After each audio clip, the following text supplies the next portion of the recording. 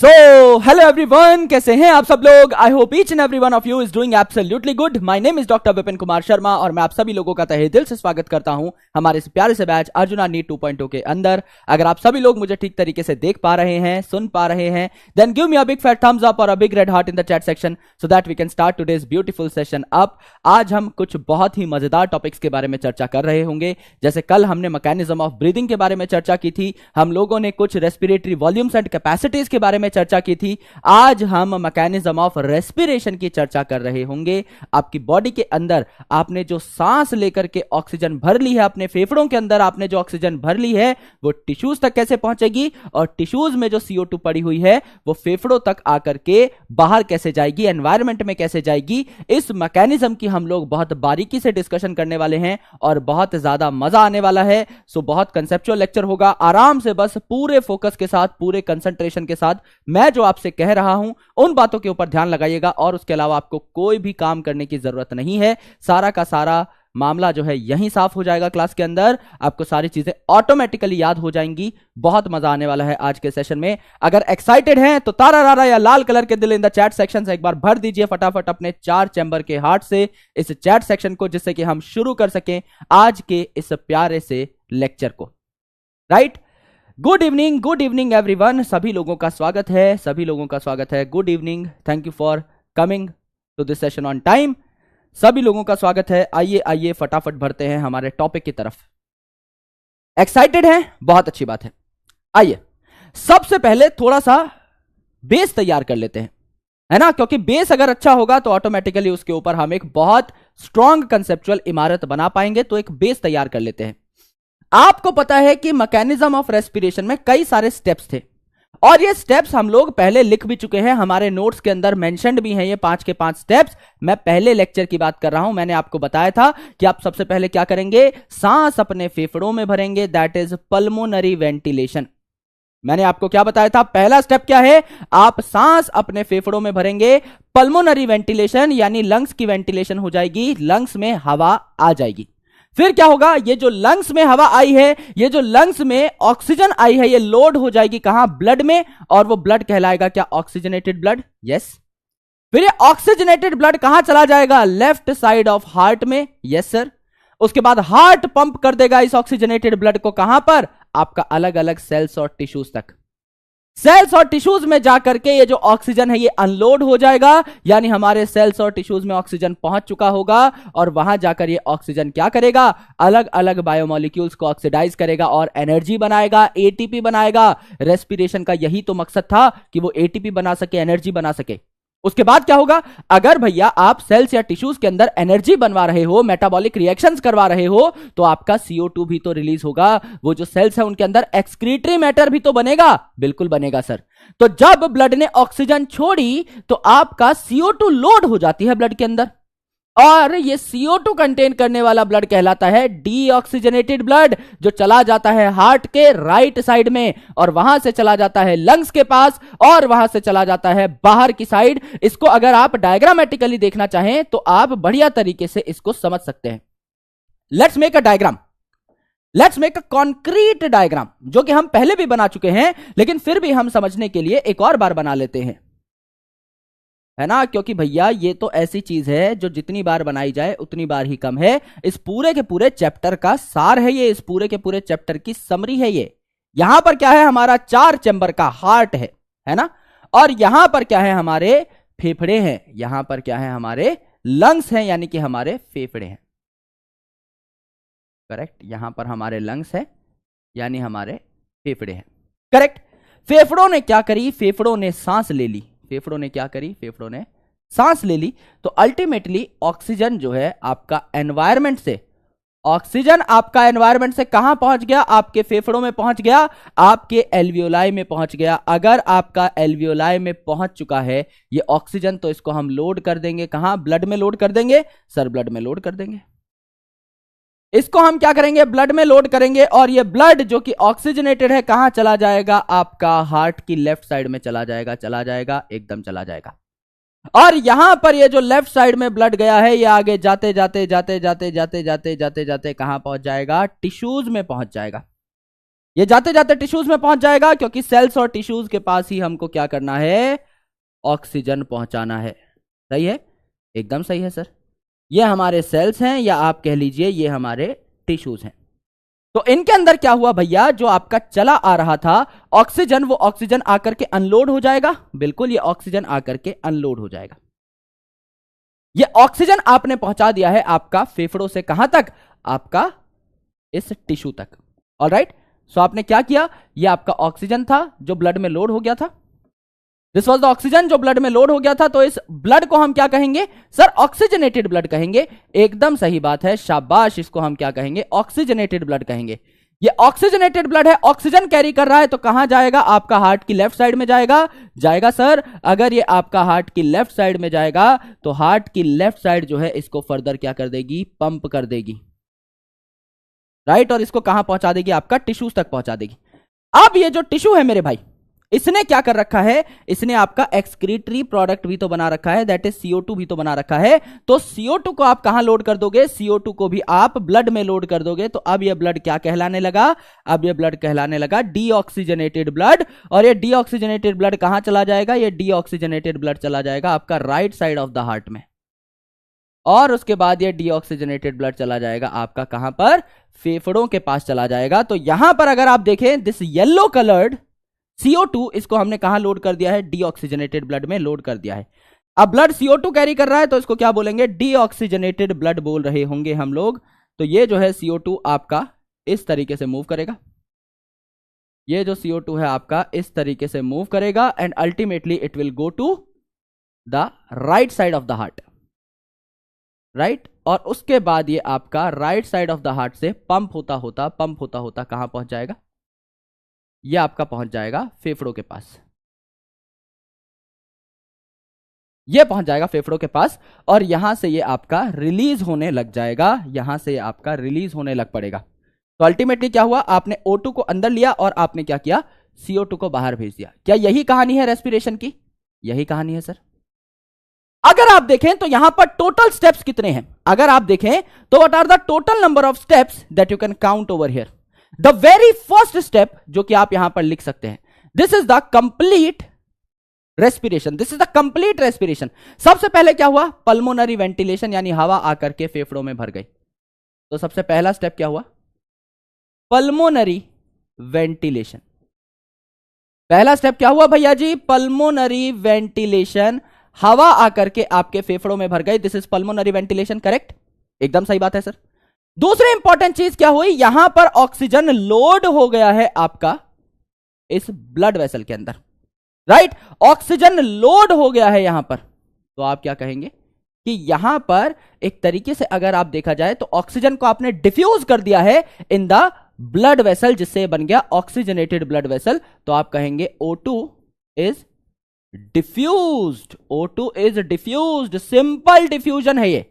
क्योंकि भैया अभी अभी आपने वातावरण से ताजा ऑक्सीजन अपने फेफड़ों में भरी है, तो फेफड़ों में ऑक्सीजन की मात्रा ज्यादा, ब्लड जो है अभी डीऑक्सीजनेटेड है, झटपट इसने CO2 निकाला है, यानी इसमें ऑक्सीजन की मात्रा कम थी, इसमें तो CO2 लोड था। जहां तक इसका कलर पिंक है, यहां तक तो इसमें CO2 लोड था, यानी इसमें ऑक्सीजन कम था, CO2 ज्यादा थी। तो अगर इसमें ऑक्सीजन कम है ब्लड वेसल में, फेफड़े में अभी नया नया ऑक्सीजन भरा है, तो ऑक्सीजन कहां से कहां जाएगा सर, फेफड़ों से ब्लड वेसल में जाएगा, हां कि ना, एकदम सही बात है सर। तो O2 is diffused into the blood vessel, into the blood vessel. Right, तो यहां पे O2 जो है ये आपका ब्लड वेसल में डिफ्यूज हो गया है, देयरफॉर इस ब्लड को क्या कहेंगे, ऑक्सीजनेटेड ब्लड कहेंगे। ऑक्सीजन की मात्रा यहां पर लबालब हो चुकी है, इसको ऑक्सीजनेटेड ब्लड हमने कहा।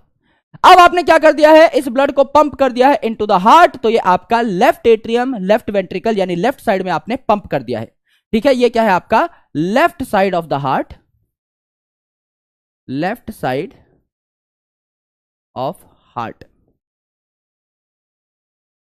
राइट, यहां पे क्या होता है, ऑक्सीजनेटेड ब्लड होता है। ऑक्सीजनेटेड ब्लड कहां आता है, आपका लेफ्ट साइड में आता है। फिर आपने क्या किया, इस ब्लड को पंप कर दिया टू टिश्यूज, इस ब्लड को पंप कर दिया टू टिश्यूज। राइट, इस ऑक्सीजन को आपने पंप कर दिया टू टिश्यूज। तो यहां पर इस लेवल पे भी क्या डिफ्यूजन हुई है, क्या इस लेवल पे भी डिफ्यूजन हुई है? अगर मैं इसको स्टेप नंबर 3 लिखूं तो क्या इस लेवल पे भी डिफ्यूजन हुई है? Yes sir. जो आपका ऑक्सीजनेटेड ब्लड था, इससे ऑक्सीजन निकल करके टिश्यू में चली गई, तो oxygen diffused from blood vessel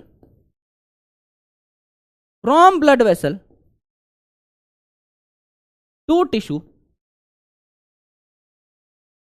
blood vessel से टिश्यूज के अंदर चली गई है आपकी कौन? ऑक्सीजन। क्यों चली गई? आराम से सुनो भाई, ये जो आपका टिश्यू है इसमें CO2 बनी हुई है, ये लगातार काम कर रहा है।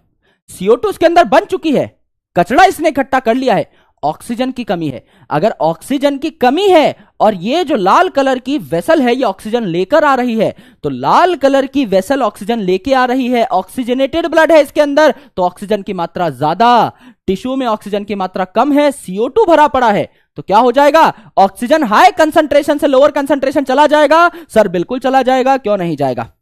और सिमिलरली ये जो टिश्यू है इसके अंदर कचरा भरा हुआ है, CO2 भरा हुआ है, और ऑक्सीजन तो इसने यहां पर छोड़ दिया। पहले इस वेसल में ऑक्सीजन खूब था, अब ऑक्सीजन इसने सारा छोड़ दिया है, तो अब इस वेसल में ऑक्सीजन कम हो गई है ना, और यहां पर CO2 थी, ये इसमें लोड हो जाएगी, तो आपका CO2 जो है यहां पर लोड हो गई, so it became deoxygenated blood. It became deoxygenated blood. It became deoxygenated blood. Oxygenated blood को आपका प्योर ब्लड भी कहा जाता है, डीऑक्सीजनेटेड को इम्प्योर ब्लड भी कहा जाता है, एक ही बात है।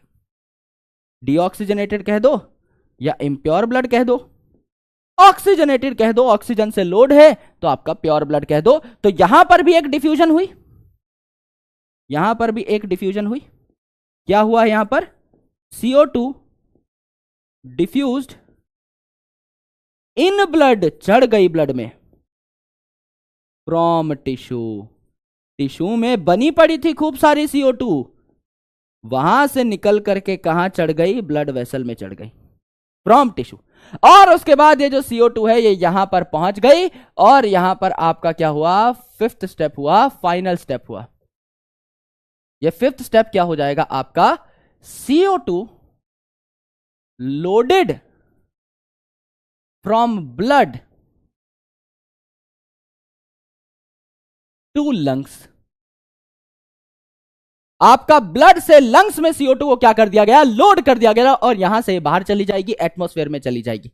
यहां पर अब आपके टिश्यू से CO2 हमने निकाल दिया है, ऑक्सीजन आपका आ चुका है, तो ये ऑक्सीजन क्या करता है? ये ऑक्सीजन अब आपका धमाल मचाता है, it will do cellular respiration. It will do cellular respiration, cell के अंदर रेस्पिरेशन करेगा, और रेस्पिरेशन का मकसद क्या होता है? रेस्पिरेशन का मकसद होता है ATP बनाना, एनर्जी बनाना। तो यहां पर क्या करेगा? ये ATP फॉर्मेशन करेगा, हाँ या ना? हाँ सर। क्या ये बात वही सारी बातें हैं जो कि हम पहले भी रिपीट कर चुके हैं? क्या इसमें मैंने कुछ भी आपको नया सिखाया? नहीं सर, आपने कुछ नया नहीं सिखाया। These were the very same things that we have discussed earlier. ये सारी की सारी बातें हम लोग पहले भी डिस्कस कर चुके हैं। करेक्ट है? करेक्ट है सर। अब आपको लिखना है तो आप लिख सकते हैं, नहीं लिखना तो आप छोड़ सकते हैं, क्योंकि सारी बातें हम लोग पहले डिस्कस कर चुके हैं। अगर आप देखें तो यहां पर ये 5 स्टेप्स हैं, इनको आप अपने हिसाब से सीक्वेंस में लगा सकते हैं। अगर मैं यहां पर स्टेप्स ऑफ रेस्पिरेशन लिखना चाहूं तो मैं क्या लिख सकता हूं? आई यहां पर क्या लिखना चाहता हूं? O2 will get loaded in lungs। O2 आपकी लंग्स में लोड हो गई, सर लोड हो गई। अब ये O2 जो है लंग्स से कहां जाएगी? O2 will load from alveoli, alveoli से निकल करके, लंग से निकल करके कहां चली गई? ब्लड में चली गई, from alveoli to blood. Correct, एकदम करेक्ट। उसके बाद अगर आप देखें तो ब्लड में चली गई, it will go to the tissues then, है ना? O2 will be unloaded. कहां छोड़ दिया जाएगा इस O2 को? कहां पहुंचाना है? Will be unloaded from blood to tissues. Blood से टिश्यू में क्या कर दिया? इसको अनलोड कर दिया, तो टिश्यू में क्या पहुंच गया? ऑक्सीजन पहुंच गया। इसके बाद क्या किया? टिश्यू में भरी हुई थी CO2, तो CO2 कहां से कहां लोड हो जाएगी? CO2 loads from tissue to blood. तो आपका ब्लड कैसा हो गया? डीऑक्सीजनेटेड हो गया। टिश्यू टू ब्लड, करेक्ट है जी, एकदम करेक्ट है। और इसके बाद अगर आप देखें, तो क्या हुआ मेरे दोस्त? इसके बाद आपका CO2 जो है it will unload from blood to alveoli, blood से लंग्स में चला गया और एल्वियोलाई से कहां छोड़ दिया जाता है? सांस आप बाहर की साइड निकाल दोगे, यानी ultimately this will go out. सबसे पहले ऑक्सीजन को आपने अपने फेफड़ों में भरा, हवा आपने अंदर ले ली। उसके बाद क्या हुआ? उसके बाद आपने इस ऑक्सीजन को ब्लड में लोड कर दिया और इस ब्लड को आपने पहुंचाया हार्ट तक, जिसने इस ब्लड को क्या कर दिया? आपका अलग अलग टिश्यूज तक पहुंचा दिया पंप करके। फिर टिश्यूज में आपने ऑक्सीजन पहुंचा दी और वहां से CO2 उठा ली, और वहां से अगर CO2 उठा ली तो वो CO2 आपकी चली जाएगी लंग्स में टू गेट एक्सक्रीटेड, राइट। सो इसके बाद ये स्टेप आएगा, इसके बाद ये स्टेप आएगा, इसके बाद ये स्टेप आएगा, एंड देन आपका ये स्टेप आएगा। करेक्ट है? Are these the steps of respiration? Yes sir, ये तो हमको अच्छे तरीके से क्लियर है, क्योंकि ये जो सारी बातें हमने यहां पे करी है in this diagram, the same things we have repeated in this flow chart also. लगभग सेम बातें हैं, हाँ है ना? Yes sir. अब सर हमने कहा कि ये जो आपका गैस का आदान प्रदान है ये डिफ्यूजन से होता है। अगर फेफड़ों में O2 ज्यादा है और ब्लड में कम, तो आपका फेफड़ों से O2 ब्लड में आ जाएगी। अगर ये डीऑक्सीजनेटेड ब्लड है, इसमें CO2 ज्यादा और फेफड़ों में कम, तो CO2 यहां चली जाएगी आपका हाई कंसंट्रेशन से लोअर कंसंट्रेशन की तरफ। सिमिलरली यहां पर ये जो ब्लड है इसमें ऑक्सीजन खूब है, सेल में ऑक्सीजन कम है, तो ऑक्सीजन कहां चली जाएगी? Higher concentration to lower concentration. Similarly tissues में CO2 ज्यादा है, ब्लड में आपका CO2 कम थी, इसीलिए लोड हो गई from higher concentration to lower concentration. यानी डिफ्यूजन क्या होता है? सिंपल सी बात है कि डिफ्यूजन क्या है? The movement of molecules from their high concentration और high pressure to low concentration और लो प्रेशर। एक सिंपल सा एग्जांपल यहां पर लिख करके आप समझ सकते हैं। बहुत सिंपल सा एग्जांपल है दोस्त, आराम से देखिएगा। यह आपका एक बक्सा है ना? इसमें मैंने कंपार्टमेंटलाइजेशन करी हुई है। इसमें मैंने बीच में क्या कर दिया है? एक चैम्बर बना दिया है। एक आपका चैम्बर इस तरीके से बना दिया है कि इससे मॉलिक्यूल्स आर पार हो सके, राइट। और यहां मैंने मॉलिक्यूल्स बनाए हैं आपके, लेट से 1 2 3 4 5 6 7 8 9 10, और यहां मॉलिक्यूल बनाए हैं 2। ये है आपका चैम्बर ए, ये है आपका चैम्बर बी। बताइए मॉलिक्यूल्स की मूवमेंट कहां से कहां होगी? A to B या B to A? Option A है आपका A to B, option B है आपका B to A। कहां से कहां आपकी मूवमेंट होगी? झटपट बताइए, मैं आपके लिए पोल लगा देता हूं, मैं आपके लिए वोट टाइप पोल लगा देता हूं। अगर आपको डिफ्यूजन करानी है तो वो डिफ्यूजन कहां से कहां होगी? ये क्या आ गया भैया यहां पे? तो डिफ्यूजन कहां से कहां होगी आप बताइए, है ना? वो डिफ्यूजन कहां से कहां होगी? A to B या B to A? A to B होगी। मुझे लगता है कि लगभग 90-95% बच्चा ये आराम से बता देगा, बिकॉज बहुत जनरल कॉन्सेप्ट है, बहुत जनरल कॉन्सेप्ट है, राइट। A to B होगी, एक बार चेक कर लेंगे। अब यहां पर A to B होगी, ये ज्यादातर बच्चे बता लेंगे, सही बात है। अब मैं इस क्वेश्चन को थोड़ा सा मॉडिफाई कर रहा हूं, मेरे भाई आराम से सुनिएगा। अब यहां पर सेम चैम्बर है, यहां पर आपके 4 मॉलिक्यूल्स हैं और यहां पर 2 मॉलिक्यूल्स हैं, ठीक है। पहले रिजल्ट देख लेते हैं। 96% बच्चों ने सही बता दिया है, एकदम बढ़िया बात है कि आपको पता है कि मॉलिक्यूल्स कहां से कहां जाएंगे, आपके A to B जाएंगे। That's very very sure, that's very very certain, ये आपने बता दिया है, बहुत अच्छी बात है। अब यहां पर भी देखेंगे तो 4 मॉलिक्यूल है, तो A से B ही आपके मॉलिक्यूल जाएंगे, यहां भी एकदम सही बात है। मुझे बताइए, this is setup 1, this is setup 2, कौन से सेटअप में डिफ्यूजन ज्यादा फास्ट होगी? मैंने क्या बोला? कौन से सेटअप में डिफ्यूजन ज्यादा फास्ट होगी? आपके फर्स्ट वाले में या आपके सेकंड वाले में? अब मार्क करिए, अब आपको एक मस्त कॉन्सेप्ट सिखाऊंगा जो कि आपको शायद पता भी होगा, लेकिन मैं एकदम बेसिक से स्टार्ट कर रहा हूं because I want you to understand everything, every detail related to the mechanism. भाई अगर आपका ये सेटअप नंबर 1 है, ये सेटअप नंबर 2 है, तो दोनों में मॉलिक्यूल्स ए से बी की तरफ ही मूव करेंगे। This is very very sure, इसमें किसी को कोई कंफ्यूजन नहीं है। 96% बच्चों ने ये बात सही बताई। लेकिन मुझे यह बता दो कि दोनों में से डिफ्यूजन फास्ट कहां पर होगी? यहां पर मॉलिक्यूल ज्यादा तेजी से ए टू बी जाएंगे या यहां पर मॉलिक्यूल ज्यादा तेजी से ए टू बी जाएंगे? ए टू बी जाएंगे, यह हमें पता है। तेजी किसमें होगी, ऑप्शन 1 में या ऑप्शन 2 में? झटपट बता दीजिए। आपके लिए पोल खुला है। जिनको पोल नहीं दिखाई दे रहा वो आप चैट सेक्शन में भी रिप्लाई कर सकते हैं। ज्यादातर स्टूडेंट्स फर्स्ट कह रहे हैं, कुछ स्टूडेंट है जो सेकंड कह रहे हैं। एक बार हम लोग ट्राई कर लेते हैं, देख लेते हैं कि आप में से ज्यादातर लोग क्या कह रहे हैं। Let's go with the numbers. 82% लोगों ने बोला है आपका ए में। देखिए दोस्त, यहां पर आपका नंबर जो है मॉलिक्यूल्स का, ये क्या है? 10 है। तो यहां पर क्या आप कह सकते हैं? हाई कंसंट्रेशन है। यहां क्या आप कह सकते हैं? 2 ही मॉलिक्यूल है तो लो कंसंट्रेशन है। तो डिफ्यूजन कहां से कहां होगी मेरे भाई मेरे बंधु? क्या सीखा है हमने बचपन से? High concentration to lower concentration molecule move करेंगे, करेंगे, बिल्कुल करेंगे। यहां पर जो मॉलिक्यूल्स हैं ये मूव कर रहे होंगे इन डिफरेंट डायरेक्शंस। जब ये मूव कर रहे होंगे तो एक दूसरे से टकरा रहे होंगे, एक दूसरे से ये भिड़ रहे होंगे, और इस केस में यहां पर इस चैम्बर में प्रेशर बढ़ेगा, बढ़ेगा सर। यहां पर प्रेशर कम होगा, यस सर। तो आप हाई कंसंट्रेशन लिख सकते हो या आप कह सकते हो हाई प्रेशर,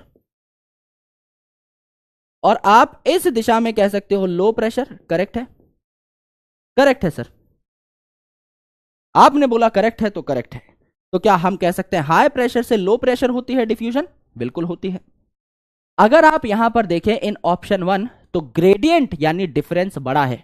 समझ लीजिए एक साइड 2 मॉलिक्यूल्स हैं, एक साइड 4 मॉलिक्यूल्स हैं, तो आपका दोनों साइड मॉलिक्यूल्स बराबर करने के लिए मुझे क्या करना पड़ेगा? एक साइड 4 मॉलिक्यूल्स हैं, एक साइड 2 मॉलिक्यूल्स हैं। मैं क्या करूंगा? एक मॉलिक्यूल को उठा के इधर फेंक दूंगा। दोनों साइड 3-3 मॉलिक्यूल हो गए, बराबर हो गए। तो अगर यहां से एक मॉलिक्यूल यहां जाएगा, फिर से 4 और 2 हो जाएंगे, फिर से एक वापस आ जाएगा, फिर यहां से एक यहां जाएगा, फिर से 4 और 2 हो जाएंगे, फिर वापस चला जाएगा, यानी फिर इक्विलिब्रियम आ जाएगा। एक मॉलिक्यूल को अगर आप हिलाओगे तो वो वापस अपनी पोजीशन पे चला जाएगा। दोनों साइड 3-3 मॉलिक्यूल्स ही होंगे। लेकिन अब समझिए, यहां पर अगर मैं कह रहा हूं कि 5 लाख मॉलिक्यूल हैं और इस साइड 2 ही हैं, उस साइड 5 लाख मॉलिक्यूल जो आपस में टकरा रहे हैं, एक दूसरे का सर फोड़ रहे हैं, एक दूसरे का खात्मा करने की फिराक में है। भाई इतनी सी जगह में आपने 5 लाख मॉलिक्यूल भर रखे हैं, तो वो तो एक दूसरे से भिड़ रहे होंगे ना, रैंडम मोशन कर रहे होंगे। तो जैसे ही उनको जगह मिलेगी निकलने की, वो रश करेंगे इतनी तेजी से, एक फवारा छूटेगा जिसमें अधिकतर मॉलिक्यूल क्या करेंगे? दूसरी दिशा में भागने की कोशिश करेंगे। So this is called as gradient और डिफरेंस। तो आप क्या कहते हैं? Concentration gradient. डिफरेंस कितना है कंसंट्रेशन का? Pressure gradient. डिफरेंस कितना है आपका प्रेशर का? दोनों केसेस में बताइए कंसंट्रेशन ग्रेडियंट या प्रेशर ग्रेडियंट कहां पर ज्यादा है? यहां 10 मॉलिक्यूल, यहां 2 मॉलिक्यूल, ग्रेडियंट कितने का? 10-2 यानी 8 का। यहां 4 मॉलिक्यूल, यहां 2 मॉलिक्यूल, यानी ग्रेडियंट कितने का? 4-2 यानी 2 का। यहां 8 का ग्रेडियंट, यहां 2 का ग्रेडियंट। किसमें ग्रेडियंट ज्यादा? ऑप्शन 1 में ज्यादा। तो तेजी से डिफ्यूजन कहां पर होगी? ऑप्शन 1 में होगी। समझ में आया या नहीं? यस सर, समझ में आया। तो फैक्टर्स अफेक्टिंग गैस एक्सचेंज में जो सबसे पहला फैक्टर है, जो फर्स्ट फैक्टर है, यही क्या है? यही है आपका ग्रेडियंट। यही है आपका ग्रेडियंट, है ना?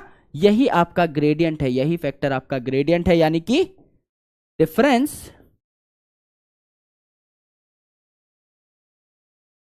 इन कंसंट्रेशन और प्रेशर ऑफ मॉलिक्यूल्स।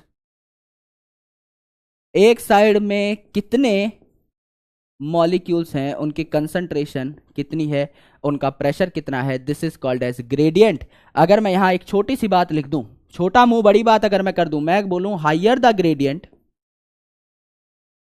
मैं अगर यहां पे लिखूं हायर द ग्रेडियंट, अगर डिफरेंस ज्यादा हुआ, higher the gradient more will be the diffusion, तो क्या ये बात करेक्ट होगी? भाई जितना ज्यादा ग्रेडियंट होगा उतना ज्यादा डिफ्यूजन होगा। क्या ये बात सही है या नहीं है? सर एकदम सही है, आपने हमको यही सिखाया है। शानदार, बात समझ में आई? जितना ज्यादा बड़ा डिफरेंस होगा उतनी ज्यादा तेजी से, उतनी ज्यादा स्पीड से डिफ्यूजन होगी। चीजें higher concentration to lower concentration जाती हैं, higher pressure to lower pressure जाती हैं, ये तो एकदम नॉर्मल सिद्धांत है भाई। समझ लीजिए मैंने डीओ लगाया, तो डीओ की कंसंट्रेशन, डीओ पार्टिकल्स की कंसंट्रेशन मेरी बॉडी पे ज्यादा है, और वो अप्सरा जो उतर के आएगी जमीन के ऊपर, क्योंकि भाई ने डीओ लगा लिया है। एड में देखते हो ना, परियां उड़ उड़ के आती हैं, स्टूडियो की दीवार तोड़ तोड़ के यहां 10-12 परियां घुस आएंगी, क्योंकि उनको पता लग गया है कि विपू भाई ने डीओ लगा लिया है, क्योंकि मेरी स्मेल वहां तक पहुंच रही है from high concentration of particles, from high concentration of DO molecules to low concentration. समाज में थोड़ी भाई डीओ है, मेरे आसपास की हवा में थोड़ी डीओ है। मैं अगर पूजा पाठ करता हूं, मैं यहां पे अगर अगरबत्ती जला रहा हूं, तो पूरे कमरे में उसकी अच्छी सुगंध पहुंच जाएगी। क्यों? क्योंकि ये जो पार्टिकल्स है ये एयर में डिफ्यूज होंगे, तो हर तरीके से आपकी पूरे कमरे में क्या हो जाएगी? सुगंधिम पुष्टि वर्धनम हो जाएगी, राइट। तो सेम चीज आपको यहां पर देखने को मिलती है, higher concentration to lower concentration चीजें मूव करती हैं। जनरल लाइफ एग्जांपल भी आपको मिल गया। तो सबसे पहला फैक्टर क्या है? ग्रेडियंट। जितना बड़ा ग्रेडियंट उतना ज्यादा मजा आ जाएगा मेरे भाई, राइट। उतना ज्यादा मजा आ जाएगा, उतनी ज्यादा डिफ्यूजन होगी। दूसरा इंपॉर्टेंट चीज क्या है? दूसरा इंपॉर्टेंट फैक्टर क्या है? Solubility of particle. मेम्ब्रेन के थ्रू अब आपको क्या कराना है? डिफ्यूजन कराना है। तो सॉल्युबिलिटी ऑफ पार्टिकल, सॉल्युबिलिटी कितनी है, कौन कितना सॉल्युबल है, दिस इज वेरी इंपॉर्टेंट। तो यहां पर एक बात देखिएगा दोस्त, बहुत मजा आ जाएगा। यहां पर एक बात है कि CO2 इज 25 to 30 टाइम्स, है ना, या 20 to 25 टाइम्स भी लिखा रहता है कई किताबों में, एनसीईआरटी के हिसाब से चलते हैं। CO2 is 20 to 25 times more soluble than O2 in blood plasma.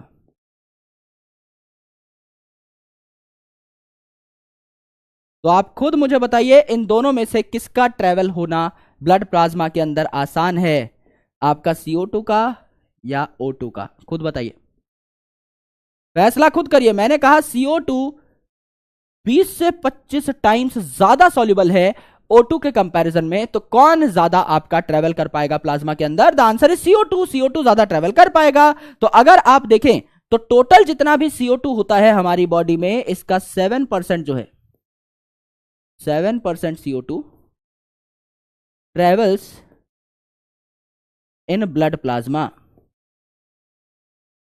In blood plasma, जबकि ऑक्सीजन इतना ट्रेवल नहीं कर पाता। Only 3% O2 travels in blood plasma. समझ में आया कि O2 क्यों आपका 3% है? अगर हमारी बॉडी में 100% ऑक्सीजन है तो उसका सिर्फ 3%, उसका 3% भाग ही आपका ब्लड प्लाज्मा के थ्रू ट्रेवल करता है, बाकी हीमोग्लोबिन लेके जाता है। और यहां पर अगर आप देखें तो 7% CO2 क्या कर रहा होता है? ट्रेवल कर रहा होता है बाय ब्लड प्लाज्मा, क्योंकि ये ज्यादा सॉल्युबल है। तो आपको सिंपल ये डेटा याद रखना है, जो कि आगे मैं आपको रिवाइज भी करवा दूंगा, तो बहुत अच्छे से याद हो जाएगा। अब मुझे बताओ कि यहां तक सारी बातें क्लियर हैं या नहीं? अभी तक आपको दो फैक्टर से समझ में आए हैं या नहीं? पहला फैक्टर हमने पढ़ा, द ग्रेडियंट, जितना बड़ा डिफरेंस होगा उतना ही ज्यादा आपको मजा आएगा, उतनी ही डिफ्यूजन की स्पीड होगी। और दूसरा हम लोगों ने पढ़ा सॉल्युबिलिटी ऑफ पार्टिकल। तो CO2 ज्यादा सॉल्युबल है ब्लड प्लाज्मा में तो ज्यादा ट्रेवल करती है, O2 कम सॉल्युबल है तो कम ट्रेवल करती है। यहां तक क्लैरिटी है या नहीं? झटपट बता दीजिए मेरे दोस्त, यहां तक क्लैरिटी है या नहीं? झटपट बता दीजिए। मुझे इस स्लाइड को कॉपी करना पड़ेगा, क्योंकि मुझे आपको कुछ और बातें बतानी है ना, मुझे आपको कुछ और बातें बतानी है मेरे दोस्त। ओके, 3 बार कॉपी हो गई, इतना भी क्या कॉपी करना, इसको डिलीट कर देते हैं, है ना। ये जो स्लाइड है इसमें अब मैं थोड़ा सा कंटेंट जो है ऊपर नीचे करूंगा, तो आराम से देखते रहिएगा कि क्या हो रहा है। बस भाई ये हो जाए, है ना, कई बार होता नहीं है भाई ये। आए, हेडिंग वेडिंग तो ऊपर चली गई, ये लिखा हुआ कंटेंट नीचे ही। हाँ, अब हो रहा है। थोड़ा पुराना बोर्ड है यार मेरा, मुझे माफ करना, थोड़ा सा पुराना बोर्ड है, इसीलिए ये दिक्कतें आती रहती हैं, ठीक है। हाँ, पर ये ठीक है। अब रुक जाओ भैया यहीं पे, शाबाश, ये ठीक है। अच्छा, एक लॉजिकल सवाल देखना भाई, लॉजिकल सवाल देखना, बहुत मजा आ जाएगा इस सवाल को सुन के। अगर समझ लीजिए CO2 का ग्रेडियंट बराबर है O2 के ग्रेडियंट से। CO2 का ग्रेडियंट बराबर है O2 के ग्रेडियंट से। लेट्स से यहां पर एक चैम्बर है, लेट्स से यहां पे एक चैम्बर है, यहां CO2 के 100 मॉलिक्यूल, यहां CO2 के 10 मॉलिक्यूल, और यहां O2 के 100 मॉलिक्यूल, और यहां O2 के 10 मॉलिक्यूल। ठीक है, और दोनों प्लाज्मा के अंदर है, प्लाज्मा में बात हो रही है। तो बताइए ये वाले डिफ्यूजन फास्टर हो गया, ये वाले डिफ्यूजन फास्टर होगी, ए डिफ्यूजन फास्टर हो गया बी वाली। मैंने क्या कहा, फर्स्ट जो आपका क्राइटेरिया है that is gradient, concentration gradient या प्रेशर ग्रेडियंट, ये बराबर है। यहां पर 100 मॉलिक्यूल है, यहां 10 मॉलिक्यूल है, 90 का डिफरेंस है, 90 का ग्रेडियंट। यहां 100 मॉलिक्यूल है, यहां 10 मॉलिक्यूल है, 90 का ग्रेडियंट, 90 का डिफरेंस। ग्रेडियंट बराबर है तो आपका CO2 ज्यादा डिफ्यूजन दिखाएगा या O2 ज्यादा डिफ्यूजन दिखाएगा? आंसर क्या हो जाएगा? आंसर हो जाएगा आपका CO2। क्यों? क्योंकि ग्रेडियंट अगर सेम है तो ग्रेडियंट से कोई फर्क नहीं पड़ेगा, लेकिन CO2 अब प्लाज्मा में ज्यादा सॉल्युबल है ना, तो सॉल्युबिलिटी जीत जाएगी। अगर आपके दो फैक्टर्स हैं, एक कॉमन है तो दूसरे फैक्टर पे डिपेंड कर जाएंगी सारी की सारी चीजें। सो आप यहां पर क्या लिख सकते हैं, इसी बात को आप यहां हिंदी भाषा में लिख सकते हैं या अंग्रेजी भाषा में लिख सकते हैं। क्या लिखेंगे? If gradient is same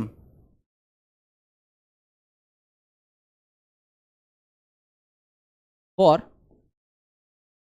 CO2 and O2, if gradient is same for CO2 and O2, the CO2 will still diffuse more, will still diffuse more due to its higher solubility, due to its higher solubility। अब ये जो आपका CO2 है ये ज्यादा soluble है तो ये ज्यादा डिफ्यूज कर जाएगा, जो कि हम लोगों ने देखा भी, एग्जाम्पल लेकर के बकायदा हमने इस चीज को देखा। तो CO2 और O2 का अगर ग्रेडियंट सेम है तो आपका CO2 ज्यादा डिफ्यूज कर जाएगी। क्यों? क्योंकि इसकी सॉल्युबिलिटी ज्यादा है। अब तीसरा factor and the most important factor, पहला फैक्टर ग्रेडियंट, दूसरा सॉल्युबिलिटी ऑफ पार्टिकल, तीसरा क्या है? Thickness of membrane. जिस मेम्ब्रेन के आर पार मॉलिक्यूल्स भेजने हैं उसकी थिकनेस क्या है? उसकी थिकनेस कम होनी चाहिए, उसकी थिकनेस कम होनी चाहिए। हमने आपको क्या बताया था सर, जब आप टिश्यू पढ़ रहे थे उस टाइम पर आपने बताया था कि एल्वियोलाई की जो वॉल्स होती हैं ये बहुत पतली होती हैं, ये आपके थिन स्क्वैमस यानी टाइल जैसे सेल्स की बनी हुई है, बहुत पतले सेल्स होते हैं, एकदम टाइल लाइक, जैसे आपके फर्श पे पतली पतली टाइल्स बिछी होती हैं, इसी प्रकार की पतली सी पपड़ी आपकी कवर कर रही होती है एल्वियोलाई को। और सिमिलरली ब्लड वेसल, जिसमें आपके सामान बाहर आते रहते हैं, अंदर जाते रहते हैं, ये जो ब्लड वेसल है इसकी जो वॉल है जिसको एंडोथीलियम कहा, ये भी आपकी स्क्वैमस एपिथीलियम की यानी पतले पतले पपड़ी जैसे सेल्स की बनी होती है।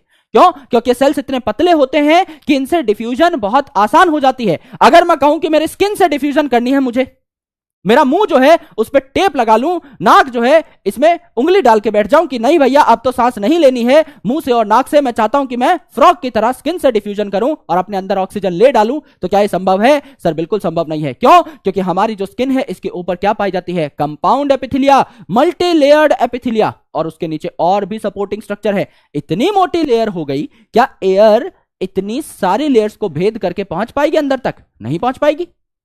दैट्स वाई अगर आप मेम्ब्रेन की बात करें तो ये पतली होनी चाहिए फॉर डिफ्यूजन। जितनी पतली मेम्ब्रेन होगी उतना डिफ्यूजन ज्यादा होगा, जितनी पतली मेम्ब्रेन होगी उतना डिफ्यूजन ज्यादा होगा। सो थिकनेस अगर कम होगी, थिकनेस अगर कम होगी तो डिफ्यूजन आपकी ज्यादा होगी। करेक्ट, डिफ्यूजन आपकी क्या होगी? ज्यादा होगी। अब इसी चीज को बढ़िया तरीके से देखिएगा हमारे रियल एग्जाम्पल से। रियल एग्जाम्पल किसका है? गोल मटोल एल्वियोलाई का है। यहां क्या बना दी हमने? गोल मटोल एल्वियोलाई बना दी। यहां क्या बना दी हमने? गोल मटोल एल्वियोलाई बना दी। रियल एग्जाम्पल लेंगे ना भैया, क्योंकि गोल मटोल एल्वियोलाई से ही तो हमको क्या करना है? ब्लड के अंदर ऑक्सीजन को लोड करना है, और ब्लड से आपका एल्वियोलाई के अंदर ही तो CO2 को पास करना है। तो सबसे पहले क्या बना देते हैं? एल्वियोलाई बना देते हैं। यह है हमारी गोल मटोल एल्वियोलाई। माने? यस सर, मानना ही पड़ेगा। यह आपकी गोल मटोल एल्वियोलाई है। इसके नीचे हम लोगों ने क्या बना दिया? इसके नीचे हमने बना दी ब्लड वेसल। इसके नीचे हमने क्या बना दी? ब्लड वेसल बना दी। इसके नीचे हमने क्या बना दी? ब्लड वेसल बना दी। यह है आपकी ब्लड वेसल। हमने क्या बताया? जब आप सांस लेंगे तो ऑक्सीजन भर जाएगा आपके फेफड़ों में, यहां से लोड हो जाएगा ब्लड में, ब्लड हो जाएगा ऑक्सीजनेटेड, फिर ये टिश्यू से उठा करके लेके आएगा CO2, डीऑक्सीजनेटेड हो जाएगा और इस CO2 को पहुंचा देगा एल्वियोलाई में। यहां से ऑक्सीजन ब्लड में जा रही है, आपका CO2 वापस आ रही है। तो मेरे भाई कुछ तो इन मेम्ब्रेन्स में ऐसा खास होगा ना जो इस पर्टिकुलर डिफ्यूजन को आसान बनाता है। बिल्कुल होगा सर। वो क्या खास है? Let's talk about that. वो क्या खास है? वो खास है यहां पर पाए जाने वाले पतले पतले स्क्वैमस सेल्स। ये जो मेम्ब्रेन है इतनी पतली होती है, पपड़ी जैसी होती है कि यहां से गैसेस आसपास के इलाकों में प्यार से डिफ्यूज कर सकती है, लोड अनलोड बहुत प्यार से कर सकती है। मानते हो? Yes sir. इसलिए कहा था अगर टिश्यूज ढंग से पढ़ोगे तो बाकी सारी चीजें आपके लिए आसान हो जाएंगी।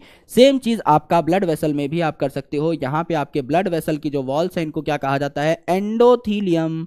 एंडोथीलियम, ये है एंडोथीलियम। ये भी पतले पतले सेल्स की बनी है, इसीलिए चीजें इस ब्लड वेसल से बाहर अंदर होती रहती हैं, क्योंकि ये है पतले पतले निराले मत वाले सेल। ठीक है जी, एकदम सही है सर। अब अगर आप देखो तो टोटल अगर मुझे डिफ्यूजन करानी है, यहां पर ऑक्सीजन आ गई तो उसको कितनी दीवारें क्रॉस करनी पड़ेंगी? सर सबसे पहले उस ऑक्सीजन मॉलिक्यूल को यह पतली सी दीवार क्रॉस करनी पड़ेगी जिसका नाम है एल्वियोलर वॉल। करेक्ट। फिर बीच में यह छोटी सी खाई है, इसको क्रॉस करना पड़ेगा, that is the basement substance. और फिर आपको ब्लड वेसल की ये एंडोथीलियम क्रॉस करनी पड़ेगी। पहले आपके एल्वियोलाई की वॉल, फिर आपका बीच का सब्सटेंस एंड देन आपका ब्लड वेसल की एंडोथीलियम। क्या ये 3 लेयर क्रॉस करने के बाद आपका एल्वियोलाई से ब्लड वेसल में आ सकता है सामान? यस सर, बिल्कुल तभी आ सकता है। इसके अलावा तो कोई हमारे पास रास्ता है नहीं। तो यहां पे अगर आप देखें तो हम बना सकते हैं क्या? बेसमेंट सब्सटेंस, है ना? यहां पर बेसमेंट सब्सटेंस बना सकते हैं। लेट्स से हम क्या कर देते हैं, यहां पर पतली पतली लाइंस बना देते हैं और उनमें कलर भर देंगे। ये है हमारी पतली सी लाइन और ये है हमारी पतली सी लाइन, और इसमें हम क्या भर डालेंगे? रंग भर डालेंगे, कलर भर देंगे, है ना? रंग दे मोहे परदेसिया हो जाएगा इसका। हो गया? एकदम हो गया। अब आपको एकदम क्लियर दिखाई दे रहा है कि यहां से अगर मुझे O2 को उठा के आपके ब्लड वेसल में पहुंचाना है, लोड करना है, अगर यहां से मुझे O2 को उठाना है और इसको ब्लड वेसल में पहुंचा देना है, या CO2 को उठाना है और एल्वियोलाई में पहुंचा देना है, दोनों ही केसेस में 3 लेयर क्रॉस करने पड़ेंगे। पहला लेयर क्या है? पहला लेयर है आपका एल्वियोलाई की वॉल, एल्वियोलाइज वॉल। किसकी बनी है? Thin squamous epithelium, tile like epithelium, squamous epithelia. जहां भी एक्सचेंज या फिल्ट्रेशन की बात करते हो आप, स्क्वैमस एपिथेलिया पाई जाती हैं, स्क्वैमस एपिथेलियम है। सिमिलरली ये है आपकी ब्लड वेसल की लेयर, इसको क्या कहा जाता है? इसको कहा जाता है एंडोथीलियम ऑफ ब्लड वेसल। ये भी आपकी किसकी बनती है? Endothelium of blood vessel. ये भी आपकी किसकी बनती है? स्क्वैमस एपिथेलियम की बनती है। ये भी आपकी स्क्वैमस एपिथेलियम की बनती है। करेक्ट। देन आपका बीच में क्या है? Basement substance. देन आपका बीच में क्या है? Basement substance. Basement substance present between these two membranes, आपका बेसमेंट सब्सटेंस पाया जा रहा है। अगर आप इसको लिख दें 1, अगर आप इसको लिख दें 2, अगर आप इसको लिख दें 3, तो क्या ये 1 2 3 तीनों क्रॉस करने पड़ेंगे तब जाके मटेरियल एल्वियोलाई से ब्लड वेसल में या ब्लड वेसल से एल्वियोलाई में जाएगा? यस। तो तीनों मिलके क्या बना रहे हैं? आपका डिफ्यूजन मेम्ब्रेन बना रहे हैं। और इन तीनों को प्लस करके भी 1 2 और 3, तीनों को प्लस करके भी आपकी जो डिफ्यूजन मेम्ब्रेन है ये लेस देन 1 मिलीमीटर है। 1 mm, 1 सेंटीमीटर का 10वां हिस्सा और उससे भी कम आपका इन सब को मिला करके जोड़ आ रहा है। तो आप सोच सकते हो कि ये मेम्ब्रेन कितनी पतली पतली होंगी। तीनों को मिलाकर भी 1 mm नहीं हो पा रहा, इतनी पतली ये पूरी की पूरी मेम्ब्रेन्स है। तो अगर आप देखें तो यहां पर थिकनेस बहुत कम है, तो अगर आप देखें तो थिकनेस यहां पर कम है, therefore diffusion is possible between alveoli and blood. चाहे एल्वियोलाई से ब्लड में कुछ चला जाए, चाहे ब्लड से एल्वियोलाई में कुछ आ जाए। करेक्ट है जी? करेक्ट है। यस, फटाफट बता दीजिए क्या ये बात यहां तक करेक्ट है? मैंने आपको अभी तक 3 चीजें सिखाई है, बहुत आराम से तीनों चीजों का रिवीजन करा देता हूं। मैंने आपको बताया कि आपको टोटल 3 फैक्टर्स याद रखने हैं। अगर आपको कहीं भी डिफ्यूजन करानी होती है तो ये 3 फैक्टर्स आपके इंपॉर्टेंट होते हैं। पहला, ग्रेडियंट, यानी डिफ्यूजन तभी तो होगी, मॉलिक्यूल्स एक जगह से दूसरी जगह मूव तभी तो करेंगे जब दो जगहों के बीच में कुछ गैप होगा। तो अगर एक जगह ज्यादा मॉलिक्यूल्स हैं, ज्यादा कंसंट्रेशन है, ज्यादा प्रेशर है, तो वहां से मॉलिक्यूल मूव करेंगे इन अ डायरेक्शन जहां पर लो प्रेशर हो, लो कंसंट्रेशन हो। तो चीजें high concentration to low concentration या high pressure to low pressure move करती हैं। जितना बड़ा ये डिफरेंस होगा, जितना बड़ा ये ग्रेडियंट होगा, उतनी ही तेज डिफ्यूजन होगी। Number 1 point. Second important point कि आपका सॉल्युबिलिटी ऑफ गैसेस मैटर करती है। अगर प्लाज्मा में आपको चीजों को ट्रांसपोर्ट करना है तो जिस चीज की सॉल्युबिलिटी ज्यादा होगी वो उतनी आसानी से डिफ्यूज होगी, उतनी आसानी से ट्रांसपोर्ट होगी। तो CO2 की जो डिफ्यूजन है वो ज्यादा होती है, इसका ट्रांसपोर्ट प्लाज्मा में ज्यादा होता है क्योंकि 20 से 25 टाइम्स मोर सॉल्युबल है एज कंपेयर टू ऑक्सीजन। तीसरी इंपॉर्टेंट चीज कि आपकी मेम्ब्रेन की थिकनेस कम होनी चाहिए। अगर आपको एल्वियोलाई से ब्लड में कुछ भेजना है या ब्लड से एल्वियोलाई में कुछ भेजना है तो आपको ध्यान रखना होगा कि ये जो बीच में मेम्ब्रेन्स आ रही हैं ये आपकी पतली पतली होनी चाहिए। तो यहां 3 चीजें आ रही हैं बीच में। सबसे पहले मॉलिक्यूल को एल्वियोलाई की वॉल क्रॉस करनी पड़ेगी, फिर ये बेसमेंट सब्सटेंस क्रॉस करना पड़ेगा, फिर ब्लड वेसल की एक वॉल क्रॉस करनी पड़ेगी, तब मॉलिक्यूल यहां से यहां आ पाएगा। और अगर वापस जाना है तो भी पहले ब्लड की ये जो वॉल है, ब्लड वेसल की वॉल है, इसको क्रॉस करना पड़ेगा, फिर बेसमेंट सब्सटेंस को, फिर एल्वियोलाई की वॉल को, तब एल्वियोलाई में आ पाएगा। यानी ये 3 लेयर्स क्रॉस करनी है। तो इन तीनों लेयर्स का मिलजुल कर भी बहुत पतला होना जरूरी है। तो ये 1 2 3 तीनों लेयर्स मिलकर भी लेस देन 1 mm होती हैं। इसीलिए डिफ्यूजन आपका एयर का बहुत फास्ट होता है, चाहे ब्लड से एल्वियोलाई में होना हो, चाहे आपका एल्वियोलाई से ब्लड में होना हो। यहां तक की बातें क्लियर है या नहीं? कॉन्सेप्ट चमका या नहीं? चमका तो एक बार फटाफट चम चम चमका लिख दीजिए इन द चैट सेक्शन। ये है आपकी एल्वियोलाई और ये है आपकी ब्लड की वेसल। करेक्ट है? यहां तक चमक उठा कॉन्सेप्ट? फटाफट बता दीजिए इन द चैट सेक्शन, जिससे हम लोग आगे बढ़ सकें और बेहतरीन कॉन्सेप्ट्स की तरफ रुख मोड़ सकें। यस, चमक गया है, बहुत अच्छी बात है, ग्रेट। जैसा कि आपने देखा कंसेप्चुअल टॉपिक है, इसी प्रकार के कंसेप्चुअल टॉपिक्स और आते रहेंगे। हमारा सिलेबस जो है अब फिजियोलॉजी में ना रटने की चीजें बहुत कम है। कुछ चीजें हैं रटने की लेकिन बहुत ज्यादा नहीं है।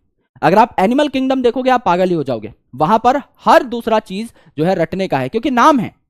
आपको कॉन्सेप्ट समझाए जा सकते हैं, वहां पर भी कॉन्सेप्ट्स हैं, लेकिन वहां पर नाम बहुत सारे हैं। एक ही चैप्टर में कम से कम 100 नाम है, तो अल्टीमेटली आपको उनको याद करना पड़ता है। यहां पर ऐसी कोई दिक्कत नहीं है, यहां पर थोड़ा बहुत डेटा है पर मेनली कॉन्सेप्ट्स ही है।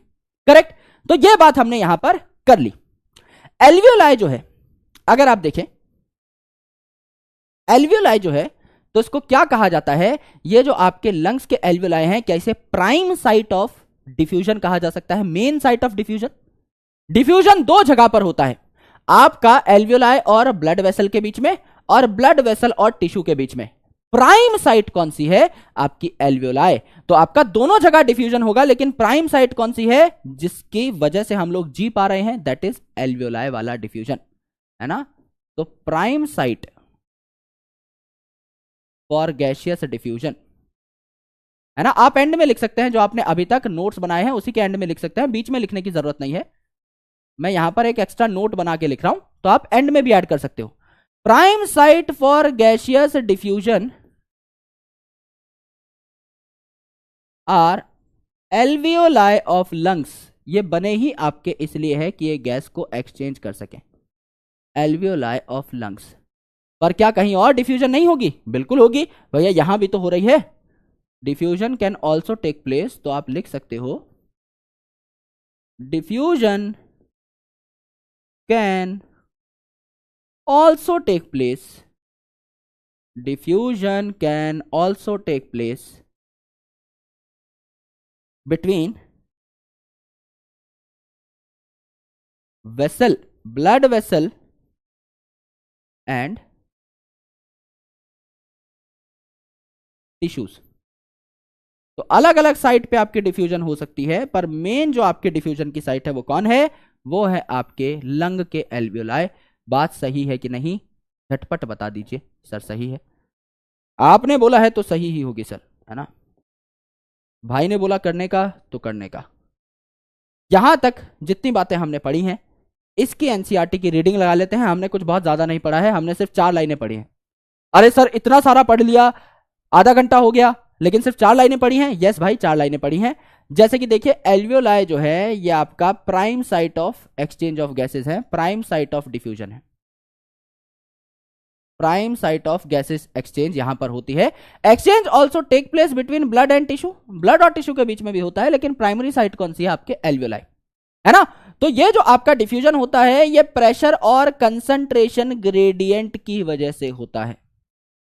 सेकंड जो आपका फैक्टर था वो था आपका सॉल्युबिलिटी ऑफ गैसेस, और तीसरा फैक्टर था थिकनेस ऑफ द मेम्ब्रेन। हमने तीनों के तीनों फैक्टर्स डिटेल में समझे। सर 3 लाइनें समझने के लिए इतना टाइम लगाया? बिल्कुल, लेकिन ये जो फैक्टर्स हैं ये आगे चल के हमारी काफी हेल्प कर रहे होंगे।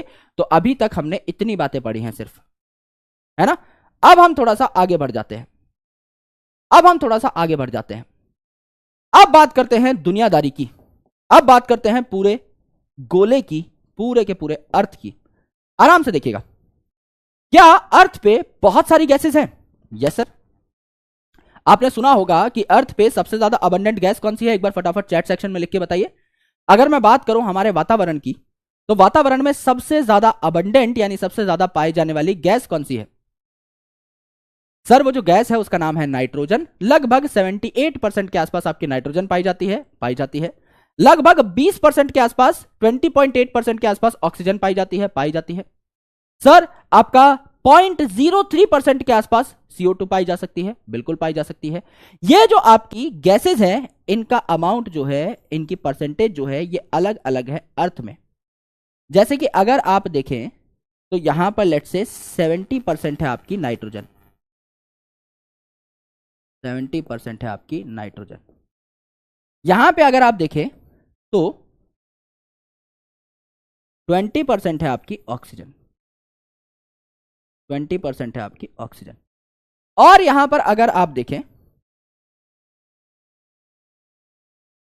तो 0.03% है आपकी क्या? CO2, है ना? ये 78% है, 70% लिख दिया है मैंने गलती से, ये 78% है आपकी नाइट्रोजन। ठीक है, ये आपके अलग अलग गैसेज है। इसके अलावा और भी चुटुर पुटुर गैसेज है, कई सारी गैसेज हैं, आर्गन है, and there are many more gases. कई सारी गैसेस हैं जो यहां पर वातावरण में पाई जाती हैं, जिनका अमाउंट काफी कम है। मेन जो आपकी गैसेस हैं वो यहां पर हमने मेंशन करी हैं। अब ये जो आपका एटमॉस्फेयर है ये कोई ना कोई प्रेशर क्रिएट करता है नीचे। इसे क्या कहा जाता है? Atmospheric pressure. आपने सुनी भी होगी ये टर्म, एटमॉस्फेरिक प्रेशर। जैसे कि जब आप पहाड़ी पे जाते हो तो क्या होता है, बेसिकली आप बहुत ऊपर निकल गए हो तो हवा का दबाव कम होता है, एटमॉस्फेरिक प्रेशर काफी कम होता है। आप नीचे खड़े हो जमीन पे तो ऊपर जितनी भी हवा है वातावरण में ये आपको थोड़ा सा दबाने की कोशिश कर रही है, यानी एटमॉस्फेरिक प्रेशर यहां पे कंपैरेटिवली आपका ज्यादा है। ऊपर बहुत बड़ा एटमॉस्फेयर है। देखो भाई, अगर आप पहाड़ पे खड़े हो और एक आप जमीन पे खड़े हो, एक मैं यहां पे खड़ा हूं, एक मैं यहां पे खड़ा हूं, एटमॉस्फेयर है इतना, तो समझ लीजिए यहां पे आप पहाड़ पे खड़े हो तो इतना ही प्रेशर लग रहा है ऊपर की हवा का, और यहां पे जमीन पे आप खड़े हो तो इतना प्रेशर लग रहा है, एटमॉस्फेरिक प्रेशर ज्यादा है। मानते हो? यस सर, ये कंसेप्ट है एटमॉस्फेरिक प्रेशर का। अब अगर आप देखें मेरे भाई, तो ये जो एटमॉस्फेयर है इसमें जिस गैस का जितना परसेंट कंट्रीब्यूशन है, जिस गैस का जितना परसेंट कंट्रीब्यूशन है, क्या उतना परसेंट ही ये प्रेशर लगा रही होगी? अगर मैं बोलूं कि ये पूरा का पूरा जो गोला है इसमें 100% प्रेशर है, तो आप बोलेंगे सर 100% प्रेशर में 78% नाइट्रोजन प्रेशर लगा रहा होगा। सर 20% O2 लगा रहा होगा और 0.03% CO2 लगा रहा होगा, एकदम सही बात भी है भाई। एटमॉस्फेयर में जो गैस जितना परसेंट कैरी कर रही है, जो गैस जितनी मात्रा में पाई जा रही है, उतना ही तो वो प्रेशर लगाएगी। तो अगर कोई मुझे बोले बाकी गैसेस हटा दो, सिर्फ नाइट्रोजन का प्रेशर बताओ, तो इसे मैं क्या कहता हूं, पार्शियल प्रेशर ऑफ नाइट्रोजन। क्योंकि अब मैं टोटल प्रेशर की बात नहीं कर रहा, सिर्फ नाइट्रोजन को मैंने अलग कर दिया है, पार्शियल कर दिया है, इसको पार्शियलिटी कर दी है, तो ultimately this is called as partial pressure of nitrogen.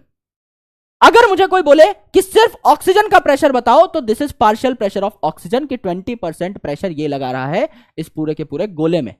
कोई मुझे बोले CO2 का प्रेशर बताओ, तो मैं बोलूंगा पार्शियल प्रेशर ऑफ CO2। यानी अगर आप एक डेफिनेशन लिखना चाहें तो that definition is going to be really simple, आराम से लिख लीजिए कि in a mixture of gases, in a mixture of gases, in a mixture of gases the pressure contributed by the pressure contributed by an individual gas, एक mixture of gases में से individual gas कितना contribute कर रही है। In a mixture of gases the pressure contributed by an individual gas is called its partial pressure,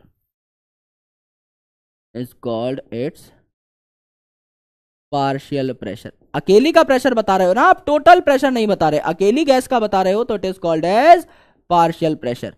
और यहां जितनी भी गैसेस हैं इन सबका पार्शियल प्रेशर लिख दोगे एक जगह पे, तो that will become total pressure. भाई यहां पर एक गोला है, इसमें 4 गैसेस हैं, ये 25%, 25%, 25%, 25%, ये गैस है A, B, C, D। कोई मुझे बोले A का पार्शियल प्रेशर कितना है, 25%, B का पार्शियल प्रेशर कितना है, 25%, C का कितना है, 25%, D का कितना है, 25%, टोटल कर दोगे 100% नहीं आ जाएगा क्या, बिल्कुल आ जाएगा। तो यहां पर आप देख रहे हो in a mixture of gases the pressure contributed by individual gas is called as its partial pressure. इसको क्या लिखते हैं, छोटे p से लिखते हैं, जैसे कि आपका छोटा PO2 मतलब पार्शियल प्रेशर ऑफ ऑक्सीजन, मतलब पार्शियल प्रेशर ऑफ ऑक्सीजन, है ना। तो PO2 मतलब पार्शियल प्रेशर ऑफ ऑक्सीजन, यहां पर PCO2 लिखते तो partial pressure of CO2, PN2 लिखते तो पार्शियल प्रेशर ऑफ नाइट्रोजन। अब देखिए ये पूरा जो एटमॉस्फेयर है, इसकी एक एटमॉस्फेयर यूनिट अगर मैं ले लूं, इसकी अगर एक एटमॉस्फेयर यूनिट में ले लूं 1 atm, तो ये किसके बराबर होती है, 760 mmHg के बराबर होती है।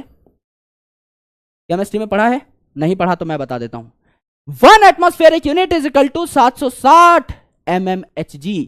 तो अगर मुझे ऑक्सीजन का पार्शियल प्रेशर निकालना है, मैं अगर जानता हूं कि इस एटमॉस्फेयर में 760 mmHg का प्रेशर लग रहा है, तो इसमें से अगर मैं ऑक्सीजन का पार्शियल प्रेशर निकालना चाहूं तो कितना हो जाएगा।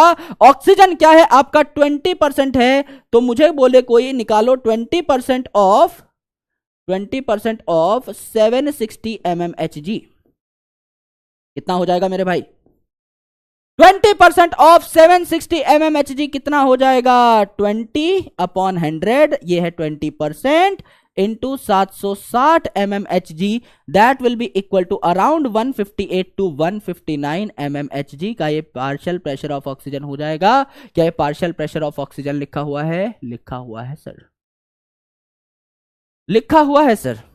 दूसरी इंपॉर्टेंट चीज, अगर कोई मुझसे बोले भैया PCO2 निकाल दीजिए, PCO2 निकाल दीजिए, PCO2 अगर मैं निकालूंगा तो ये आपकी 0.03% के आसपास थी, तो 0.03% ऑफ 760 mmHg यानी 0.03 डिवाइडेड बाय 100, ये आपका हो गया 0.03% इंटू 760 mmHg, राउंड ऑफ करके आपका 0.3 mmHg आ जाएगा, जिसको हम यहां पर लिख सकते हैं। राउंड ऑफ करना पड़ेगा दोस्त, एग्जैक्ट नंबर नहीं है, तो यहां पर 0.3 mmHg आ जाएगा। This is PCO2, right. So this is atmospheric air, इसमें ऑक्सीजन का पार्शियल प्रेशर कितना है आपका 159, और आपका CO2 का पार्शियल प्रेशर कितना है 0.3, है ना। लोग बोलते हैं याद कर लो, पर हमने थोड़ा सा यहां पर कैलकुलेशन लगा ली है, राइट। अगर आया समझ वेल एंड गुड, नहीं समझ में आया तो वैल्यूज याद कर लीजिए, क्योंकि अल्टीमेटली इसको हर कोई याद ही कराता है, बस हमने सोचा थोड़ा कंसेप्चुअली चलते हैं। आपको पता भी तो होना चाहिए कि ये नंबर आया कहां से। 159 अगर मैं बोल रहा हूं, एनसीईआरटी में लिखा हुआ है, तो आया कहां से। 0.3 अगर बोल रहा हूं तो आया कहां से, बस ये हमको पता होना चाहिए था। यस, अरे 152 होना चाहिए मेरे भाई। ये बहुत ही अनस्टैंडर्डाइज्ड कैलकुलेशन है, तो यहां पे ऊपर नीचे चलता है इतना, है ना। एटमॉस्फेयर में अभी मैं 20% बोलूंगा तो इट्स नॉट 20% एग्जैक्टली, है ना। तो अगर आप एक्चुअल कॉन्सेंट्रेशन ऑफ ऑक्सीजन लोगे, एग्जैक्ट जो परसेंटेज है, then it will be 158 to 159, उतना ही वेरी करता है, राइट। अगर आप 20.8% कर दोगे, 20.7% कर दोगे, तो डेटा विल वेरी। अभी आप 20% से कैलकुलेट कर रहे हो, अभी 21 से करा दूंगा तो फिर उल्टा रिजल्ट आ जाएगा कुछ और, है ना। फिर चैट सेक्शन में आप वो लिखने लग जाओगे, दैट इज फाइन, आपकी कैलकुलेशन अच्छी है, पर at the end of the day आपकी कैलकुलेशन से यही रिजल्ट आना चाहिए। तो अब आप घर जाके क्या काम करना, आराम से आज का सेशन खत्म हो तो चैट सेक्शन में मुझे लिख देना कि 760 mmHg में से अगर 159 mmHg आपका कंट्रीब्यूट कर रहा है ऑक्सीजन, तो ऑक्सीजन की परसेंटेज क्या है, ये आपका होमवर्क है, ठीक है।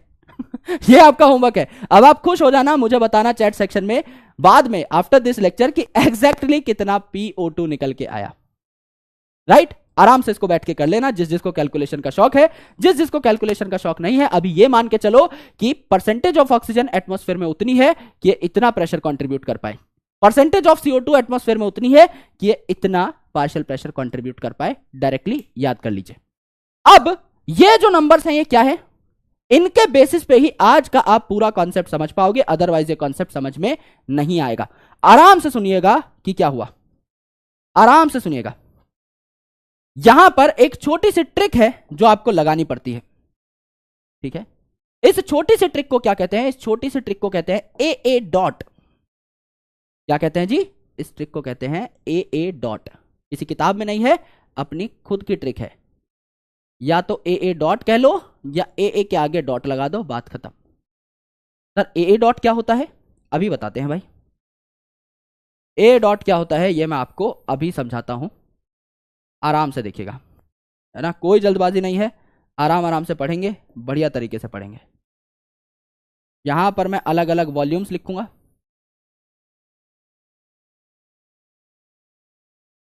और यहां पर मैं आपका ऑक्सीजन और CO2 की बात करूंगा। करेक्ट है, करेक्ट है सर। उसके बाद मैं क्या करूंगा दोस्त, उसके बाद मैं यहां पर अलग अलग वॉल्यूम्स को डिफाइन करूंगा। AA डॉट, तो सबसे पहले first A, then second A, then DOT, that is dot T, then O, and then your T। अरे कहां चलेगा भैया, पकड़ में आ जाओ, लकीर जी, लकीर जी पकड़ में आ जाओ, आ गई, शाबाश। चलिए A डॉट से हमने क्या सीखा। ए का मतलब क्या है, सबसे पहले ए का मतलब है एटमॉस्फेयर, यानी एटमॉस्फेयर में गैसेस की कंसंट्रेशन क्या है, ए फॉर एटमॉस्फेयर। दूसरा ए का मतलब क्या है, एटमॉस्फेयर से आपकी कहां आ जाएगी हवा, एल्वियोलाई में आ जाएगी, एल्वियोलाई में आ जाएगी सर, ठीक है। डॉट का मतलब आपका DOT, दैट इज सबसे पहले आप लिखेंगे डीऑक्सीजनेटेड ब्लड, डीऑक्सीजनेटेड ब्लड। ओ का मतलब क्या हो गया आपका, ऑक्सीजनेटेड ब्लड, ऑक्सीजनेटेड ब्लड। और आपका टी का मतलब क्या हो गया, टिश्यू। तो AA डॉट का मतलब क्या हो गया, आपको 5 वैल्यूज याद करनी होती हैं, that is atmosphere, alveoli, deoxygenated, oxygenated and tissue. ये 5 चीजें आपको याद करनी है। This is called as AA dot. इसको हम क्या कह रहे थे, AA डॉट कह रहे थे, ठीक है जी, करेक्ट है सर। अभी तक की सारी बातें क्लियर है। अब देखिए यहां पर AA डॉट में आपकी वैल्यू क्या है, आपकी ऑक्सीजन की, यानी PO2 क्या है, और आपका PCO2 क्या है, ये आपको अच्छे तरीके से डिटरमाइन करना होता है। आराम से सुनिएगा, तब जाकर बात आपकी समझ में आएगी। मैंने आपको एटमॉस्फेयर में कैलकुलेट करके बताया, तो ये चीज हम लोग कैलकुलेट कर चुके हैं। एटमॉस्फेयर में आपका ऑक्सीजन की कितनी mmHg है, 159, और यहां पर है आपकी 0.3 के आसपास, करेक्ट है। तो एटमॉस्फेयर में ऑक्सीजन ज्यादा 20% और आपका CO2 कम 0.03%। तो हमको पता है कि ऑक्सीजन ज्यादा है, आपका CO2 कम है। अब ऑक्सीजन कहां कहां ज्यादा होगा खुद बताइए, एल्वियोलाई में ऑक्सीजन ज्यादा होगा या कम होगा। मैंने अगर सांस ली है तो फ्रेश ऑक्सीजन मेरे फेफड़ों में भर गई है, राइट। तो क्या एल्वियोलाई में ऑक्सीजन ज्यादा होगी। यस, डीऑक्सीजनेटेड ब्लड, नाम है डीऑक्सीजनेटेड, यानी डिलीट हो चुका है इससे ऑक्सीजन। डी मतलब डिलीट हो गया है, निकाल दिया है ऑक्सीजन, तभी तो इम्प्योर कहलाता है ये ब्लड। ऑक्सीजन को ही डिलीट कर दिया तो इसमें CO2 ज्यादा होगी।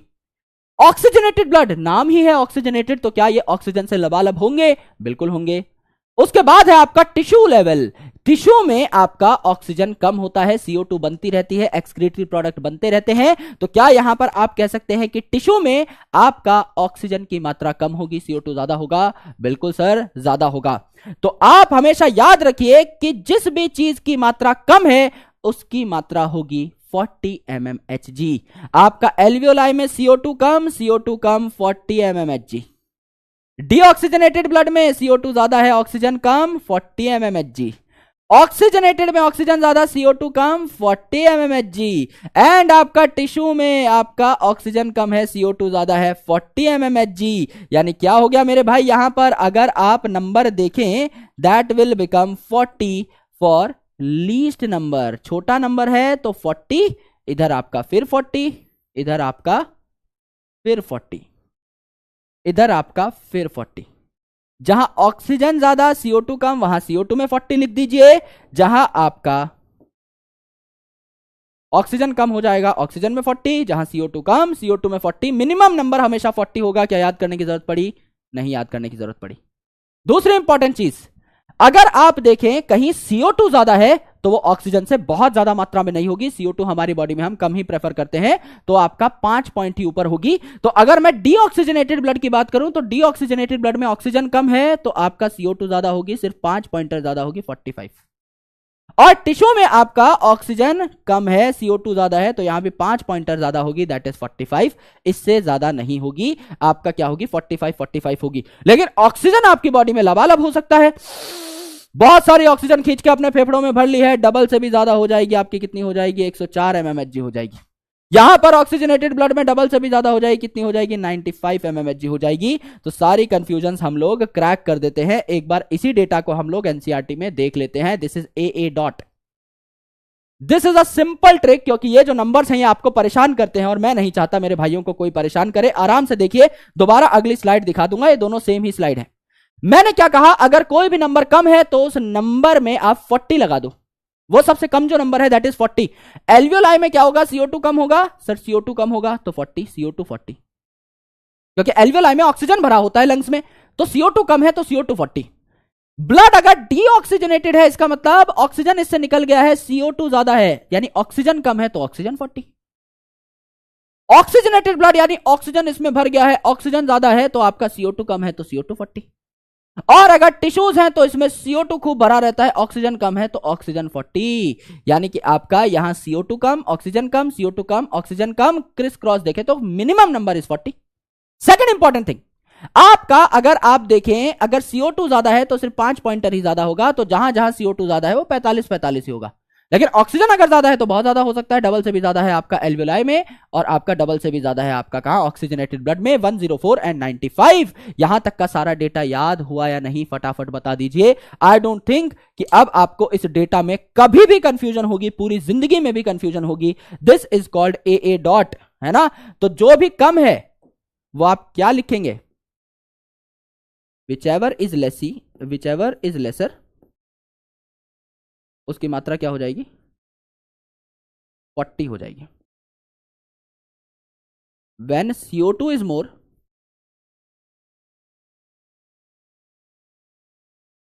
it is 45। जब CO2 ज्यादा होगा तो 45, और जब कोई भी कम होगा तो 40 40 40। तो हमें सिर्फ ऑक्सीजन की 2 वैल्यूज याद करनी पड़ी, एल्वियोलाई में 104 और आपका ऑक्सीजनेटेड ब्लड में 95। That's it. 2 नंबर याद करने पड़े out of these many numbers. 10 number में से सिर्फ 2 नंबर याद करने पड़े। यार इतना तो कष्ट हम अपने आप को दे ही सकते हैं, इतना कष्ट तो बनता है भैया। एकदम ही अगर कुछ याद नहीं करना तो गड़बड़ हो जाएगी। यहां तक सबको क्लैरिटी है? एक बार चमक गया है कॉन्सेप्ट तो फटाफट बता दीजिए। सिर्फ आपको एक नंबर याद करना है, दैट इज 104 एंड 95, यानी लगभग 100 से 5 ज्यादा, 100 से 5 कम, ऐसे भी याद कर सकते हो। लगभग 100 नंबर याद कर लो कि डबल से भी ज्यादा था, लगभग 100 नंबर था, राइट? यह है आपकी पिछली स्लाइड जो कि हम आपको दिखा रहे हैं। कुछ स्टूडेंट्स ने नोट नहीं करी है, वो नोट कर लीजिए और नोट करने के बाद मुझे लिख दीजिए done sir in the chat section. Yes, कई लोगों को पहले से याद था, बहुत अच्छी बात है, पर ये ट्रिक उन लोगों के लिए है जिनको याद रखने में थोड़ी सी तकलीफ होती है, बिकॉज एज अ स्टूडेंट मैं उतना ज्यादा डेटा अच्छे से याद नहीं रख पाता when it comes to concepts. So I am very good at learning concepts, मैं चीजों को समझ लेता हूं, लेकिन याद करने के लिए याद रखना भी जरूरी है। तो मुझे हमेशा जुगाड़ बहुत पसंद आए हैं, और वो जुगाड़ ऐसे होते हैं कि हाँ, मेरे दिमाग में चीजें बहुत लॉन्ग टाइम तक टिकी रहे। तो अच्छा, यहां पर जो है आपको एक तरीका मिल जाता है। अब देखिए मैकेनिज्म ऑफ रेस्पिरेशन, बहुत प्यारी चीज है। अभी अभी सेम बात पढ़ी थी, लेकिन इसको हम और पढ़ेंगे, थोड़ा सा और अच्छे तरीके से पढ़ेंगे, ठीक है? आराम से देखिएगा दोस्त, बहुत प्यारा कॉन्सेप्ट है, मजा ही आ जाएगा।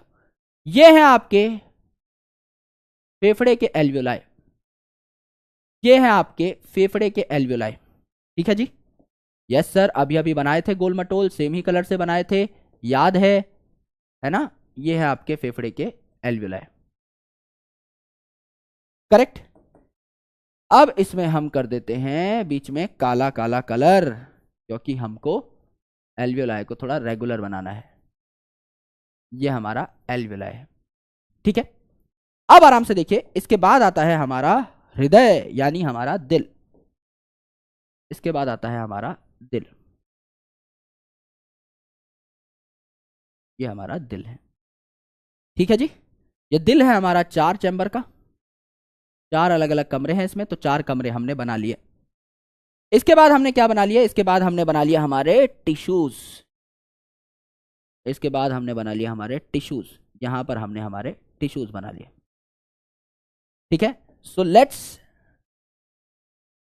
Do the labelling. ये क्या है? आपका एल्वियोलाई है, ये क्या है? आपका हार्ट है, और ये आपके क्या है? टिश्यूज है, ठीक है? Let's write this up. ये क्या है? आपका एल्वियोलाई है लंग का, ये क्या है? आपका हार्ट है, और ये आपका क्या है? टिश्यू है। इन तीनों के बीच में ही आदान प्रदान की बात हो रही होगी, बिल्कुल हो रही होगी। इन तीनों के बीच में ही आदान प्रदान कराना है, कराना है। अच्छा, मुझे बता दीजिए मेरे भाई, मुझे बता दीजिए कि बाहर आपके ऑक्सीजन की वैल्यू क्या है?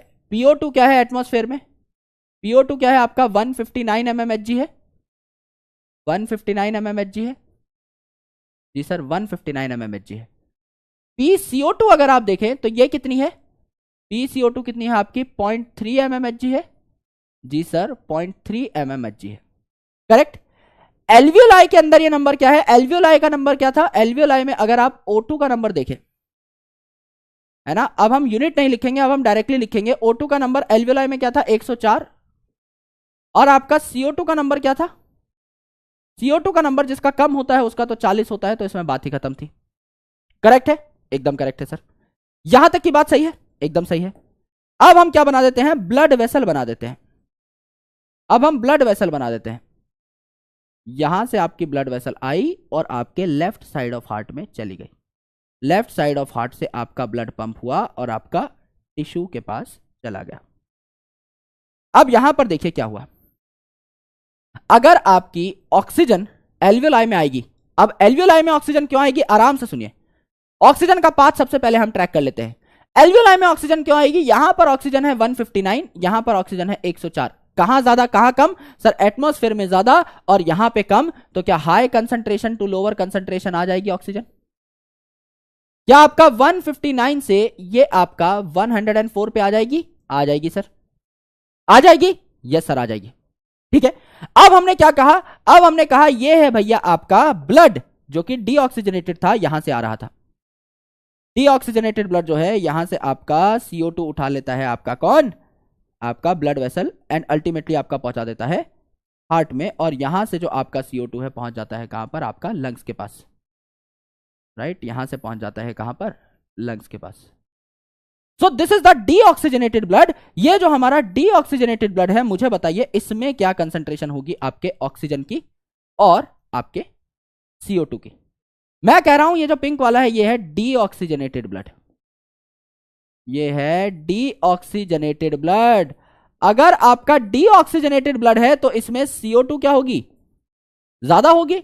CO2 अगर ज्यादा तो 5 पॉइंट ही ज्यादा होगी, और अगर O2 कम है तो कम जो था वो तो 40 ही होगा आपका, सिंपल सी बात है। तो इस ब्लड में अगर आप देखो पिंक वाले में, तो ऑक्सीजन क्या है आपका, सिर्फ 40 है और CO2 45 है। ऑक्सीजन अगर आपका 40 है, ऑक्सीजन अगर आपका 40 है, तो यहां फेफड़ों में ऑक्सीजन 104, यहां पे आपका 40, क्या आपका लोड हो जाएगा high concentration to lower concentration, हो जाएगा। फिर ये आपका ब्लड जो है टिक टिक टिक टिक टिक टिक करता यहां पर आ जाएगा। कहां आ जाएगा, हार्ट में आ जाएगा। ये आपका क्या चल रहा है, ये आपका ऑक्सीजनेटेड ब्लड चल रहा है, ये आपका ऑक्सीजनेटेड ब्लड चल रहा है। अगर ये आपका ऑक्सीजनेटेड ब्लड है, तो इस ऑक्सीजनेटेड ब्लड में क्या होगा दोस्त, अगर ये आपका ऑक्सीजनेटेड ब्लड है, तो इस ऑक्सीजनेटेड ब्लड में क्या हुआ, if this is your oxygenated blood, तो इसमें ऑक्सीजन ज्यादा होगा। ऑक्सीजन कितना था इसमें, ऑक्सीजन लोडिंग के बाद 95 हो जाएगा, और CO2 कम है, तो कम जिसकी वैल्यू है वो तो हमेशा 40 होगी। तो अब ये जो ब्लड आ रहा है, लाल लाल कलर का खून आ रहा है, इसमें ऑक्सीजन की मात्रा क्या है, इसमें ऑक्सीजन की मात्रा है 95, और ये जो टिश्यू है इसमें आपका ऑक्सीजन की मात्रा क्या है, इसमें आपकी ऑक्सीजन की मात्रा कम है। ये आपका टिश्यू है, तो इसमें PCO2 क्या है, PCO2 ज्यादा है 45, 5 पॉइंट एक्स्ट्रा, और आपका PO2 जो है ऑक्सीजन इसमें कम होता है, दैट इज 40। तो जो टिश्यू है इसमें ऑक्सीजन की मात्रा 40 है, और यहां पर ये जो ब्लड बह के आ रहा है इसमें ऑक्सीजन की मात्रा 95 है। यहां पर 95, यहां पर 40, high concentration to lower concentration, क्या इस टिश्यू तक ऑक्सीजन पहुंच गया, सर पहुंच गया। सेकेंड इंपॉर्टेंट थिंग, अब क्या हुआ, अब ये जो आपका टिश्यू है इसमें कार्बन है 45, कार्बन डाइऑक्साइड 45, और ये जो आपका ब्लड आ रहा था ऑक्सीजनेटेड, इसमें कार्बन था 40, यहां 45, इस ब्लड में था 40, क्या हो गया, कार्बन डाइऑक्साइड लोड हो गया, higher concentration to lower concentration, बिल्कुल लोड हो गया सर। और ये कहां चला जाएगा मेरे भाई, ये चला जाएगा आपका right side of the heart में। ये कहां चला जाएगा, right side of the heart में चला जाएगा। अब ये क्या है आपका, डीऑक्सीजनेटेड ब्लड है, डीऑक्सीजनेटेड ब्लड, तो CO2 ज्यादा, CO2 45, CO2 45, और यहां CO2 कम 40, तो आपका कहां चला जाएगा CO2, आपका 45 से 40 की तरफ, है ना। और यहां आपका CO2 40, यहां CO2 40, और बाहर आपका कितना है 0.3, तो आपका बाहर की साइड चला जाएगा। क्यों आया ऑक्सीजन आपका अंदर और क्यों गया आपका कार्बन डाइऑक्साइड बाहर, ये पूरा खेल ही तो हमने समझा है। आराम से एक और बार समझने की कोशिश करिएगा, because it is very important. मैंने आपको क्या कहा, मैंने आपको पहले सारी की सारी वैल्यूज याद कराई कि भैया जो भी कम है उसकी वैल्यू 40 होगी, चाहे आपका एल्वियोलाई में, चाहे ऑक्सीजनेटेड ब्लड में, डीऑक्सीजनेटेड ब्लड में, या टिश्यू में जो कम है उसकी वैल्यू 40। तो अगर एल्वियोलाई की बात करें तो फेफड़ों में भरी हुई है ऑक्सीजन, तो CO2 कम, डीऑक्सीजनेटेड यानी ऑक्सीजन नहीं है तो आपका CO2 ज्यादा हो जाएगी, ऑक्सीजन कम। ऑक्सीजनेटेड ऑक्सीजन भरपूर है तो CO2 कम, एंड टिश्यूज में CO2 बनती रहती है तो आपकी ऑक्सीजन कम हो जाएगी, राइट। और अलग अलग जगह पे अगर आप देखें, अगर CO2 ज्यादा है तो सिर्फ 5 पॉइंटर ज्यादा होगी, 45 इसकी वैल्यू होगी, 40 से 5 ज्यादा। और ऑक्सीजन अगर ज्यादा होगी ऑक्सीजनेटेड ब्लड में तो डबल से भी ज्यादा, एल्वियोलाई में डबल से भी ज्यादा, और एनवायरमेंट में हमने कैलकुलेट की थी 159 और 0.3। तो यहां पर देखिए एनवायरमेंट में ऑक्सीजन कितना है, पहले ऑक्सीजन की ट्रांसपोर्ट देखते हैं, 159, ठीक है। आपका एल्वियोलाई में कितनी है, 104, 159 से 104 ज्यादा से कम की तरफ मूव कर जाएगी हवा, ऑक्सीजन, यस कर जाएगी। फिर यहां है एल्वियोलाई में 104, और ये जो डीऑक्सीजनेटेड ब्लड आ रहा है इसमें है सिर्फ 40, 104 से 40, भैया यहां तो ऑक्सीजन देनी पड़ेगी, तो यहां ऑक्सीजन चला जाएगा, यहां ऑक्सीजन चला जाएगा। अब ये ऑक्सीजनेटेड ब्लड है, इसमें ऑक्सीजन की मात्रा है 95 और टिश्यू में ऑक्सीजन की मात्रा है सिर्फ 40, तो यहां पे हायर टू लोअर ऑक्सीजन चला जाएगा, बिल्कुल चला जाएगा। अब बात करते हैं CO2 की, ये अगर टिश्यू है तो यहां CO2 45, और ये जो ऑक्सीजनेटेड ब्लड था यहां CO2 40, तो इसमें 40 था CO2, यहां 45 था, तो आपका ज्यादा से कम की तरफ 45 से 40 की तरफ लोड हो जाएगा, हो जाएगा। अब यह आपका डीऑक्सीजनेटेड ब्लड जिसमें PCO2 क्या है आपका 45 है, यहां अगर PCO2 आपका 45 है तो आपका एल्वियोलाई में 40 है, तो 45 से 40 की तरफ चला जाएगा, चला जाएगा। और यहां पे अगर आपका 40 है तो एनवायरनमेंट में 0.3 ही है, क्या 40 से 0.3 के आसपास चला जाएगा, चला जाएगा। तो किस तरीके से आपका O2 अंदर आया और CO2 बाहर गया, ये आपको समझ में आया या नहीं, एक बार तारा रारा इन the chat section please. Very highly conceptual topic and very important topic from examination point of view also, very very very important topic, बहुत महत्वपूर्ण टॉपिक है, बहुत जरूरी, बहुत महत्वपूर्ण। यहां तक बात समझ में आई तो फटाफट बता दीजिए, राइट। यार जिन जिन को लगता है कि ये क्लास एंड हो जानी चाहिए प्लीज चले जाइए, क्योंकि पूरा आधा घंटा तो मेरे हक का बचा हुआ है अभी, है ना। So it's fine, please go यार, क्योंकि ultimately this is an online class, I can't stop you any how. मेरे पास कोई तरीका नहीं है जिससे मैं आपको रोक सकूं, मैं सिर्फ यहां पर पढ़ा सकता हूं, रुकना ना रुकना वो आपके ऊपर है। सो आप जाना चाहें तो जा सकते हैं, कोई दिक्कत नहीं है दोस्त, है ना। अल्टीमेटली आपका बैकलॉग हो जाएगा तो उसको टाइम पे आके कवर कर लेना, बिकॉज मैं हमेशा यही चाहता हूं कि आपका बैकलॉग ना बना रहे, है ना। बाकी आपको जैसे पढ़ना है आप पढ़ सकते हैं, दैट्स कंप्लीटली फाइन। हो चुका है कंसेप्ट क्लियर, बहुत अच्छी बात है। अब इसी चीज को एनसीईआरटी में देखते हैं और फिर यहां पर थोड़ा सा वापस आएंगे, थोड़ी और डिस्कशन करेंगे इसके बारे में। हमने क्या कहा, हमने कहा कि आपका अगर एक मिक्सचर ऑफ गैस है, कई सारी गैसेस अगर पाई जा रही हैं, तो उसमें इंडिविजुअल गैस अपना जो कंट्रीब्यूशन देती है उसे पार्शियल प्रेशर कहा जाता है। एटमॉस्फेयर में भी कई सारी गैसेस हैं, ऑक्सीजन जितना प्रेशर क्रिएट कर रही है इसको पार्शियल प्रेशर ऑफ ऑक्सीजन कहा, CO2 जितना प्रेशर क्रिएट कर रही है उसको पार्शियल प्रेशर ऑफ CO2 कहा। और ये हमने कैलकुलेट भी किया कि ऑक्सीजन के लिए क्या था, ये 159 mmHg और CO2 के लिए क्या था, 0.3 mmHg। तो ऑक्सीजन के लिए क्या था 159 mmHg, CO2 के लिए 0.3 mmHg। इसके अलावा जितने भी पार्ट्स हैं इनमें जो नंबर कम होगा दैट विल बी 40, और अगर CO2 ज्यादा है तो ये 45 से ज्यादा नहीं होगी, इसकी मात्रा रहेगी 45। और अगर ऑक्सीजन ज्यादा है तो ये डबल से भी ज्यादा हो जाएगा, ऑक्सीजनेटेड ब्लड में 95 और आपका एल्वियोलाई में 104 ये हो जाएगा। अब देखिए सॉल्युबिलिटी ऑफ CO2 जो है, ये मैंने आपको बताया था पहली ही स्लाइड में जब हम फैक्टर्स अफेक्टिंग डिफ्यूजन पढ़ रहे थे कि एक तो ग्रेडियंट जितना ज्यादा डिफ्यूजन की स्पीड उतनी ज्यादा, सॉल्युबिलिटी जो है CO2 की ये 20 से 25 टाइम्स हायर होती है देन O2, 20 से 25 टाइम हायर होती है। तो अगर आपका डिफ्यूजन ग्रेडियंट बराबर है और ऑक्सीजन और CO2 को आप कंपेयर कर रहे हो तो कौन ज्यादा डिफ्यूज होगी, CO2, क्योंकि इसकी सॉल्युबिलिटी हायर है। और जो हमारी डिफ्यूजन मेम्ब्रेन है, एल्वियोलाई से अगर ब्लड में किसी चीज को जाना है या ब्लड से अगर एल्वियोलाई में जाना है तो 3 आपके बैरियर क्रॉस करने पड़ेंगे, एक एल्वियोलाई की वॉल, एक ब्लड वेसल की वॉल और एक इनके बीच का बेसमेंट सब्सटेंस। तो ये 3 लेयर्स आपको देखने को मिलती हैं, 3 मेजर लेयर्स आपको देखने को मिलती हैं।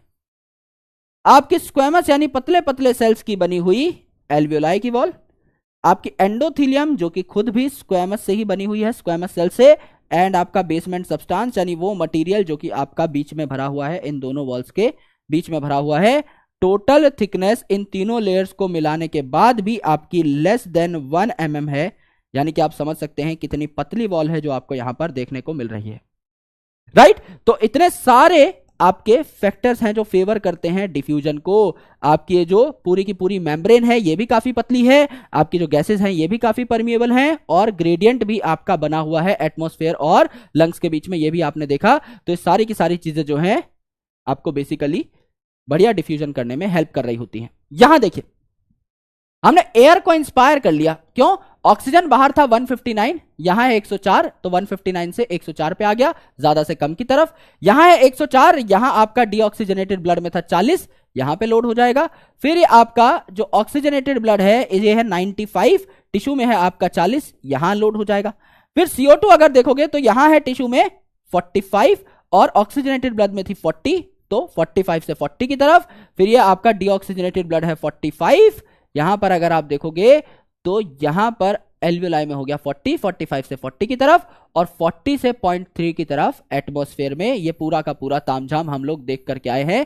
मेन हमें क्या समझना है ये देखिए, मैंने आपको कहा था कि बॉडी की जितनी भी आर्टरीज हैं वो ऑक्सीजनेटेड ब्लड कैरी करती हैं, हाँ या ना, यस सर। बॉडी की जितनी भी वेन्स हैं वो डीऑक्सीजनेटेड ब्लड कैरी करती हैं, करेक्ट।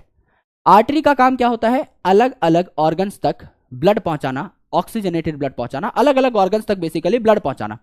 लेकिन अगर हार्ट लंग्स तक ब्लड पहुंचा रहा है तो ये कैसा होगा, डीऑक्सीजनेटेड होगा ना।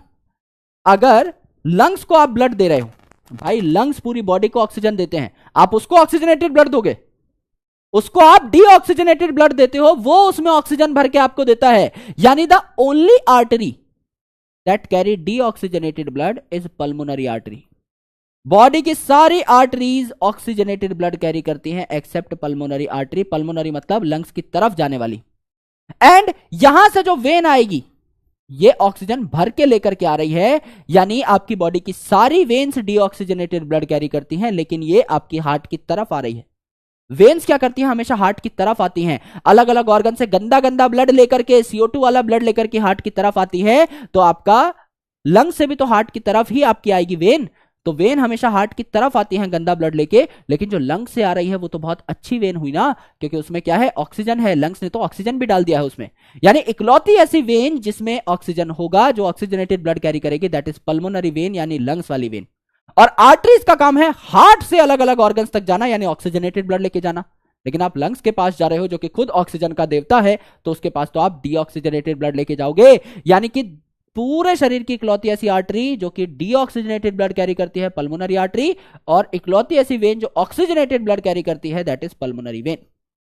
फिर सिस्टेमिक वेन, जो पूरी की पूरी बॉडी में आपकी वेन्स डीऑक्सीजनेटेड ब्लड आपकी लेकर के आ रही होंगी, तो अलग अलग ऑर्गन से डीऑक्सीजनेटेड ब्लड लेके हार्ट तक आई, ये सच्ची वेन है, ये गंदा ब्लड लेके आ रही है, और इस ऑक्सीजनेटेड ब्लड को पहुंचाना का काम कर रही है अलग अलग ऑर्गन्स तक, सिस्टेमिक आर्टरी। सिस्टेमिक मतलब बॉडी में जाने वाली, अलग अलग ऑर्गन्स में जाने वाली, तो हर आर्टरी ऑक्सीजनेटेड ब्लड कैरी करती है एक्सेप्ट पल्मोनरी आर्टरी।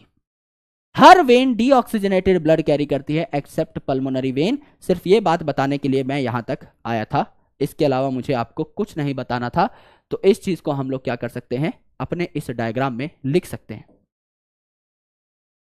अपने इस डायग्राम में इस बात को हम लिख सकते हैं कि ये जो आपके लंग्स की तरफ जा रही है, हार्ट से अलग अलग ऑर्गन्स को, है ना, हार्ट से अलग अलग ऑर्गन्स को जो दे रही होगी ब्लड, उसे क्या कहेंगे, अलग अलग ऑर्गन्स पे ऑक्सीजनेटेड ब्लड ले जाएगी आर्टरी। लेकिन ये हार्ट की आर्टरी जो लंग्स की तरफ जा रही है, इसे कहेंगे pulmonary artery. It is the only artery that carry deoxygenated blood. It is the only artery that carry deoxygenated blood. That carry deoxygenated blood. और यहां पर आपका लंग्स से हार्ट की तरफ जो आ रही है ना, अलग अलग ऑर्गन से ब्लड लेकर जो आती है डीऑक्सीजनेटेड हार्ट की तरफ, उसे कहते हैं वेन। लेकिन ये कहां से आ रही है, ऑक्सीजन के भंडार से आ रही है, इसे क्या कहते हैं, पल्मोनरी वेन। तो it carries oxygenated blood, it carries oxygenated blood. अब ये आपका ऑक्सीजनेटेड ब्लड आ गया, इसे अलग अलग ऑर्गन्स तक कौन पहुंचाएंगी, सिस्टेमिक आर्टरीज, यानी अलग अलग ऑर्गन्स तक जाने वाली आर्टरीज, सिस्टेमिक आर्टरीज। और आपका डीऑक्सीजनेटेड ब्लड अलग अलग ऑर्गन से हार्ट तक पहुंचाने वाली क्या है, वेन्स, सिस्टेमिक वेन्स। यानी हमारी बॉडी की हर वेन डीऑक्सीजनेटेड ब्लड कैरी करेगी एक्सेप्ट द पल्मोनरी वेन, और हर आर्टरी ऑक्सीजनेटेड ब्लड कैरी करेगी except the pulmonary artery. Simple सी बात है। यह आपका अभी तक का पूरा पूरा कॉन्सेप्ट है जो कि हम लोगों ने सीख लिया है, एनसीईआरटी इसकी पढ़ ली है। क्या यहां तक के सवाल करने के लिए जनता तैयार है, फटाफट बताइए। क्या हम तैयार हैं यहां तक के सारे सवालों को समझने के लिए? इफ यस, एक बार फटाफट तारा रारा इन द चैट सेक्शन प्लीज, जिससे मैं आपको ले चलूं सवालों की दुनिया में।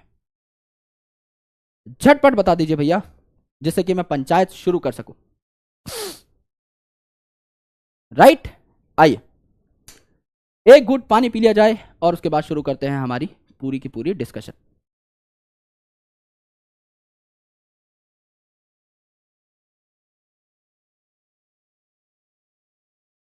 आइए दोस्तों, let's start the question practice.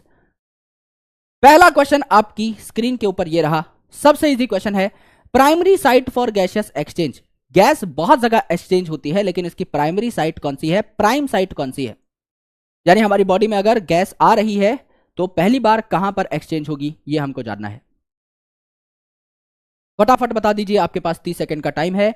जब 25 सेकंड के आसपास ओवर हो जाएंगे then I will start explaining the question, क्योंकि उस टाइम तक ज्यादातर स्टूडेंट्स मार्क कर चुके होते हैं और बहुत आसान क्वेश्चन है, तो आप 5-7 सेकंड में भी इजीली मार्क कर सकते हो।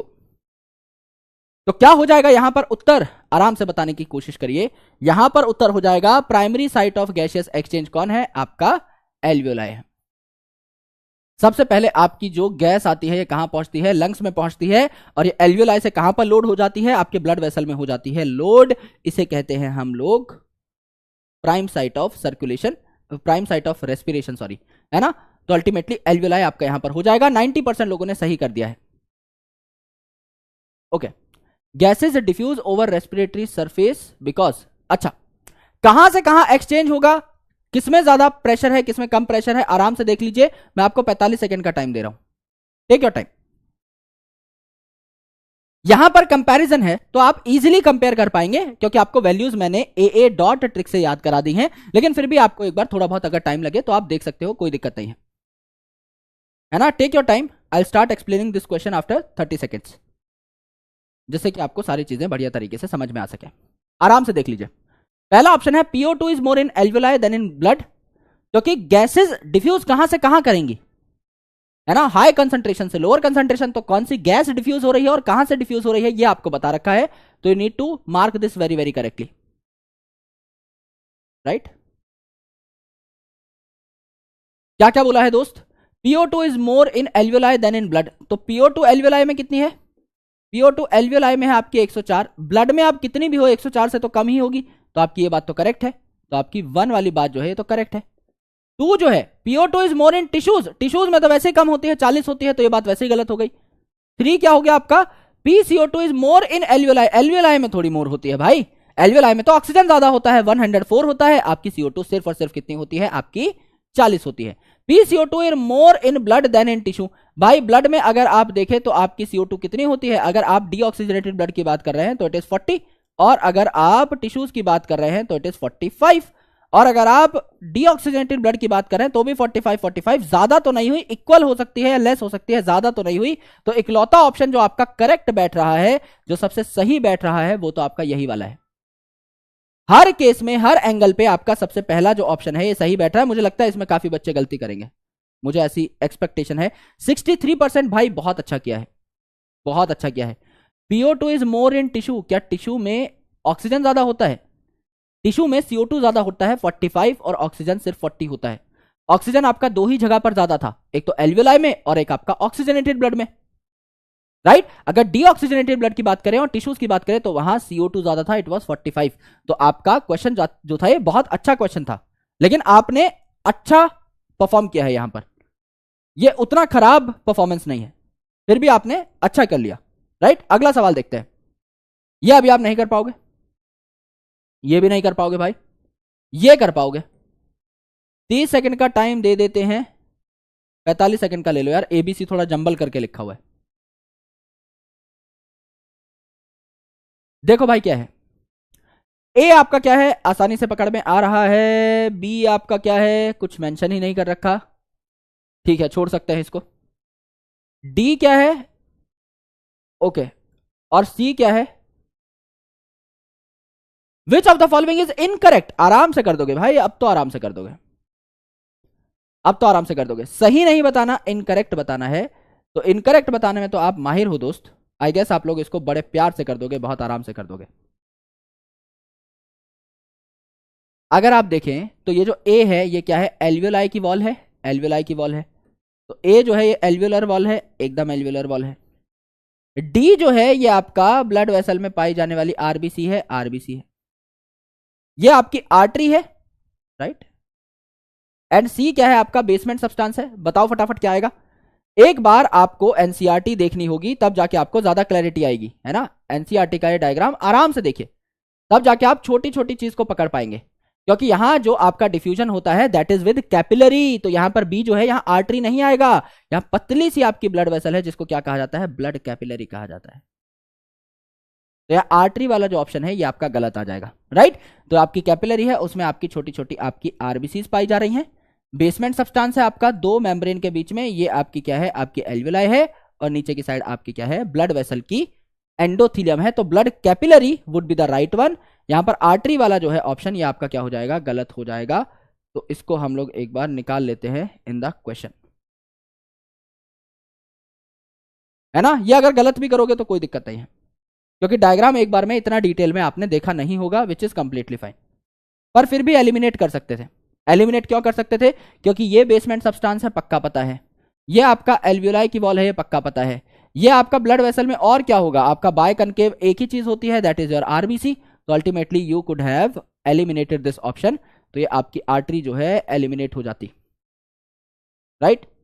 पर कोई बात नहीं, कोई बात नहीं दोस्त, ये आप अभी नहीं कर पाओगे, ये आप नहीं कर पाओगे, ये आप नहीं कर पाओगे, ये आप नहीं कर पाओगे, ये भी आप नहीं कर पाओगे, राइट। अभी बहुत कुछ रहता है दोस्त जीवन में, यहां तक का लीडर बोर्ड देख लीजिए। मुस्कान, नवाजिश, Maneet, Luv, Anubhav, Firdaus, Prateek, Ashish, Akshat and Ishika are on top ranks. सभी को कॉन्ग्रेचुलेशंस, बाकी स्टूडेंट्स को भी, क्योंकि सब कुछ ना कुछ सीख तो रहे ही हैं इस लेक्चर में आकर के। तो दैट्स द ओनली मोटो कि हम लोग कुछ ना कुछ सीख रहे हो, कुछ ना कुछ अच्छा कर रहे हो। यहां तक क्लैरिटी है? सर 3 होगा, 3 होगा। मैंने क्या मार्क कर दिया भाई?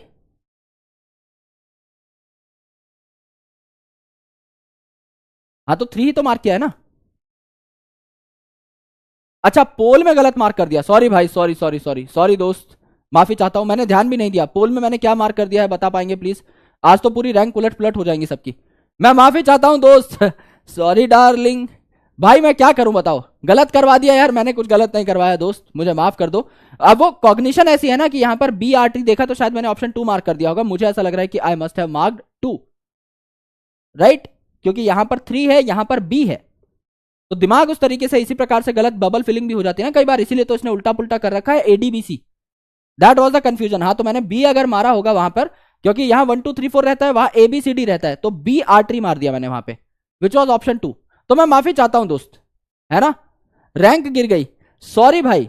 मेडिकल सीट आपके हाथ से निकल ही गई, बस आज के सेशन के बिहाफ पे ही एम्स दिल्ली में सीट मिलने वाली थी। तो मैं माफी चाहता हूं दोस्त, गुनहगार हूं मैं तुम्हारा, पर क्या कर सकते हैं, अब जो हो गया वो हो गया सॉरी भाई, सॉरी सॉरी, इंसानों से गलती होती है ना। मैं इंसान हूं, तुम अपना देख लो भाई। चलिए, ट्रांसपोर्ट ऑफ गैसेस, 2 प्रकार की गैसेस हैं जिनके ट्रांसपोर्ट के बारे में हमको पढ़ना होता है। पहला है ट्रांसपोर्ट ऑफ ऑक्सीजन और दूसरा है ट्रांसपोर्ट ऑफ CO2। अभी अभी थोड़ी देर पहले, जस्ट चंद मिनटों पहले मैंने आपको एक डेटा बताया था, मैंने आपको एक डेटा बताया था कि 3% ऑक्सीजन कैसे जाती है, डिजॉल्व स्टेट में जाती है इन प्लाज्मा। तो 3% अगर डिजॉल्व स्टेट में जाती है तो 97% कैसे जाती है, 97% एज ऑक्सी हेमोग्लोबिन। हेमोग्लोबिन नाम का एक केमिकल है जो कि क्या करता है, जो कि गाड़ी की तरह काम करता है और बिठा लेता है अपनी गड्डी में ऑक्सीजन को। तो जब ऑक्सीजन को और हेमोग्लोबिन को आप साथ में देखते हैं तो कहते हैं कि देखो भैया ऑक्सी हेमोग्लोबिन जा रहा है। और अगर आप बचे हुए 3% को देखें तो हमने क्या बताया था, 3% oxygen is basically transported in dissolve state, dissolve state in plasma, dissolve state in plasma. Correct है जी, एकदम करेक्ट है। यहां पर भी अगर सेम कंक्लूजन आप निकालें तो क्या हो जाएगा, यहां पर 97% एज ऑक्सी हेमोग्लोबिन जाता है, यहां पे अगर आप देखें तो आपका 20 से 25% के आसपास, 20 से 25% जाता है एज कार्बमिनो हेमोग्लोबिन। जब आपका ऑक्सीजन जुड़ जाता है हेमोग्लोबिन से तो उसे ऑक्सी हेमोग्लोबिन कहते हैं, और जब कार्बन डाइऑक्साइड जुड़ जाता है हेमोग्लोबिन से तो उसे कार्बमिनो हेमोग्लोबिन कहते हैं। 20 से 25%, एवरेज अगर आप देखो तो 23% के आसपास जाता है एज कार्बमिनो हेमोग्लोबिन। दूसरा अगर आप देखें तो ये 3% डिजोल्व जा रहा था इन प्लाज्मा, CO2 में क्या था, डबल से भी ज्यादा था, है ना, it is more soluble in plasma. तो 7% as dissolve in plasma, as dissolve in plasma. Correct है जी, एकदम करेक्ट है। सर ये आपका 20 से 25%, एवरेज आपका 23 हुआ, ये आपका 7%, तो टोटल 30 ही हुआ। तो आपका ज्यादातर CO2 कैसे ट्रेवल करता है, ज्यादातर CO2 आपका कैसे ट्रेवल करता है भाई, इट ट्रेवल्स एज बायकार्बोनेट। तो 70% जो बचा, 70% एज बायकार्बोनेट। कैसे ट्रेवल होता है इसका मैकेनिज्म हम लोग आने वाली क्लासेस में देखेंगे, यानी कल की क्लास में देखेंगे। अभी के लिए आप बस ये समझ लो कि इट ट्रेवल्स एज बायकार्बोनेट। तो टोटल आपको ये नंबर याद रखना होता है कि 97% oxygen as oxy haemoglobin, 3% dissolved in plasma. अगर आप यहां पर देखो तो 3% का 7% हो जाता है इन प्लाज्मा, 20 से 25% एज कार्बमिनो हेमोग्लोबिन, 70% मैक्सिमम जाता है एज बायकार्बोनेट। ये आपका नंबर सबसे इंपॉर्टेंट है, यहां पर यह आपका नंबर सबसे इंपॉर्टेंट है जो मैक्सिमम है। अगर आप देखें तो हेमोग्लोबिन क्या होता है, हेमोग्लोबिन आपका क्या होता है, रेड कलर का पिगमेंट होता है। ब्लड को लाल कलर कौन देता है, ब्लड को लाल बनाया कौन, हेमोग्लोबिन। तो हेमोग्लोबिन अगर आप देखें तो it is respiratory pigment, respiratory pigment present in RBC that makes blood red, that makes blood red. Correct. क्या क्या जानते हैं हम हेमोग्लोबिन के बारे में और क्या क्या जानते हैं हम आरबीसी के बारे में? अगर रेड ब्लड सेल की बात करें तो रेड ब्लड सेल कैसा होता है? क्या मैच्योर्ड मैमेलियन आरबीसी में न्यूक्लियस पाया जाता है? नहीं पाया जाता। जो आपकी आरबीसी है इसका लाइफ स्पैन कितना होता है? 4 महीने का होता है, यानी 120 दिन का होता है। आपका आरबीसी जो है लाल होती है किसकी वजह से? हेमोग्लोबिन की प्रेजेंस की वजह से। तो haemoglobin is a respiratory pigment, क्योंकि आपका गैसेस को ट्रांसपोर्ट करने में हेल्प करता है, एक गाड़ी की तरह काम करता है जो आपके गैसेस को बैठा के इधर उधर करता रहता है। Then the most important thing कि एक अडल्ट ह्यूमन में हेमोग्लोबिन की मात्रा कितनी होती है? 12 से 16 ग्राम के आसपास होती है। ये क्या होता है? बाइकार्बोनेट, ये मैं आपको थोड़ी देर में बताऊंगा, डोंट वरी, है ना। तो यहां पे अगर आप देखें तो हेमोग्लोबिन जो है इसके अंदर क्या पाया जाता है? इसके अंदर एलिमेंट कौन सा पाया जाता है हेमोग्लोबिन के अंदर? हेमोग्लोबिन HB लिख सकते हैं आप इसको, हेमोग्लोबिन कंटेन्स आयरन। आयरन को क्या बोलते हैं केमिस्ट्री में? Fe बोलते हैं, है ना। ये इसका एलिमेंटल सिंबल है, Fe बोलते हैं। तो अगर आप हेमोग्लोबिन की बात करें तो इसमें आपके 4 आयरन पाए जा सकते हैं और इन 4 आयरन जो है ये 4 ऑक्सीजन से दोस्ती कर लेते हैं। ये आपका क्या है? 4 आयरन है, Fe2 पॉजिटिव पाए जाएंगे। तो ये क्या कर लेते हैं? आपका ऑक्सीजन से दोस्ती कर लेते हैं। ऑक्सीजन से दोस्ती करेंगे तो कितने ऑक्सीजन यहां पर बैठ पाएंगे हेमोग्लोबिन पे? हेमोग्लोबिन पे कितने ऑक्सीजन बैठ पाएंगे? आराम से लिखिए, 1 haemoglobin molecule, 1 hemoglobin molecule can transport 4 oxygen molecule, can transport 4 oxygen molecules। Molecules बोल रहे हैं ना, तो आप क्या बोलेंगे? 4 O2 मॉलिक्यूल्स। अगर मेरे से कोई पूछ ले एटम्स कितने करेगा, ऑक्सीजन के एटम्स कितने करेगा, अगर मैं एटम्स गिन लूं तो कितने हो जाएंगे भाई? एक ऑक्सीजन मॉलिक्यूल में आपका O2 है, 2 एटम्स हैं, तो टोटल एटम कितने होंगे आपके? 8 ऑक्सीजन एटम्स। तो अगर कोई पूछ ले कि आपका हेमोग्लोबिन कितने ऑक्सीजन मॉलिक्यूल ट्रांसपोर्ट करता है, the answer would be 4 molecules. And अगर कोई पूछ ले एटम कितने, तो भैया ये तो आपका O2 स्टेट में पाया जाता है, तो एटम कितने? तो 8 एटम हो जाएंगे, राइट? 8 एटम हो जाएंगे। ये जनरल बातें हैं आपकी ऑक्सीजन के ट्रांसपोर्ट के बारे में। इसका मैकेनिज्म हम लोग पढ़ेंगे कि आपका ऑक्सी हीमोग्लोबिन कैसे बनता है, प्लाज्मा में ट्रांसपोर्ट कैसे होता है, कार्बामिनो हीमोग्लोबिन कैसे बनता है, आपका प्लाज्मा में कैसे आपका ये जाता है, बाइकार्बोनेट कैसे बनता है, इन सारी चीजों के बारे में डिस्कशन करेंगे। आज हमारे पास बहुत ज्यादा टाइम बचा नहीं है, 7 मिनट बची हैं, तो यहां पर यह डिस्कशन पूरी हो नहीं पाएगी। तो हम एक छोटी सी स्लाइड और देख लेते हैं। क्या कहा गया भैया इस स्लाइड के अंदर? इस स्लाइड में यह कहा गया कि 97% जो ऑक्सीजन है ये कैसे ट्रांसपोर्ट होती है? हेमोग्लोबिन के साथ बाय आरबीसी, और 3% जो है आपकी ये आपका बाइकार्बोनेट, ये आपकी सॉरी प्लाज्मा में जाती है। CO2 की अगर आप बात करें तो 20 से 25% आपका CO2 जो है आपका आरबीसी यानी हेमोग्लोबिन के थ्रू ट्रांसफर होगी। 70% आपका मैक्सिमम एज बाइकार्बोनेट कैसे करती है अगले लेक्चर में बताएंगे। 7% के आसपास जो है it is carried as plasma. तो 3% ऑक्सीजन, 7% CO2 एज प्लाज्मा, बाकी बची हुई जितनी भी ऑक्सीजन है एज हीमोग्लोबिन, हीमोग्लोबिन के साथ साथ 20 से 25% CO2 हीमोग्लोबिन के साथ साथ, और आपका 70% एज बाइकार्बोनेट। ये आपने अभी तक सीखा। कैसे इसका मैकेनिज्म होगा, इस सारी बात के बारे में हम बाद में चर्चा करेंगे। ओके, ये क्वेश्चन अब आप सॉल्व कर पाओगे, आराम से देख लो, चाहे नोट्स देख के कर लो, कोई दिक्कत नहीं। यह अब आसानी से आप सॉल्व कर पाओगे। अगर ऑक्सीजन 100% है, 97 आपका आरबीसी के थ्रू ट्रांसपोर्ट किया जाता है, हेमोग्लोबिन के थ्रू ट्रांसपोर्ट किया जाता है, तो बचा हुआ 3% कैसे आपका ट्रांसपोर्ट होगा? तो ये आपका कम सॉल्युबल होता है प्लाज्मा में, सो सिर्फ 3% ही प्लाज्मा के थ्रू आपका ट्रांसपोर्ट होगा। CO2 इज मोर सॉल्युबल, तो 7% प्लाज्मा के थ्रू क्या होती है आपका ट्रेवल करती है, राइट? लास्ट स्लाइड दिखा दीजिए। दिखा दूंगा दोस्त, जस्ट आफ्टर दिस क्वेश्चन आपको दिखा दूंगा। आप चाहें तो आराम से आपके नोट्स देखकर भी मार्क कर सकते हैं, क्योंकि पॉइंट हमने जस्ट अभी पढ़ा है, तो मैं एक्सपेक्ट नहीं कर रहा कि आपको कुछ याद होगा। आराम से मार्क करिए। Transported in dissolve state through plasma, 3% plasma और आपका 97% हीमोग्लोबिन। अगर CO2 की बात करूं 20 से 25% यानी एवरेज 23% एज हीमोग्लोबिन पे बैठ करके, 7% आपका प्लाज्मा और बचा हुआ 70% एज बाइकार्बोनेट। मैक्सिमम आपका बाइकार्बोनेट, तो आंसर क्या आ जाएगा आपका? बी आ जाएगा, बी आ जाएगा। 90% लोगों ने सही कर दिया है, that's very very good. A molecule of haemoglobin carry how many oxygen molecules? यहां से आंसर निकलेगा भैया जी, यहां से आंसर निकलेगा। एक हेमोग्लोबिन में कितने ऑक्सीजन मॉलिक्यूल्स बैठ सकते हैं, यह आपका सवाल है, और मुझे लगता है कि 95% बच्चा आराम से कर देगा।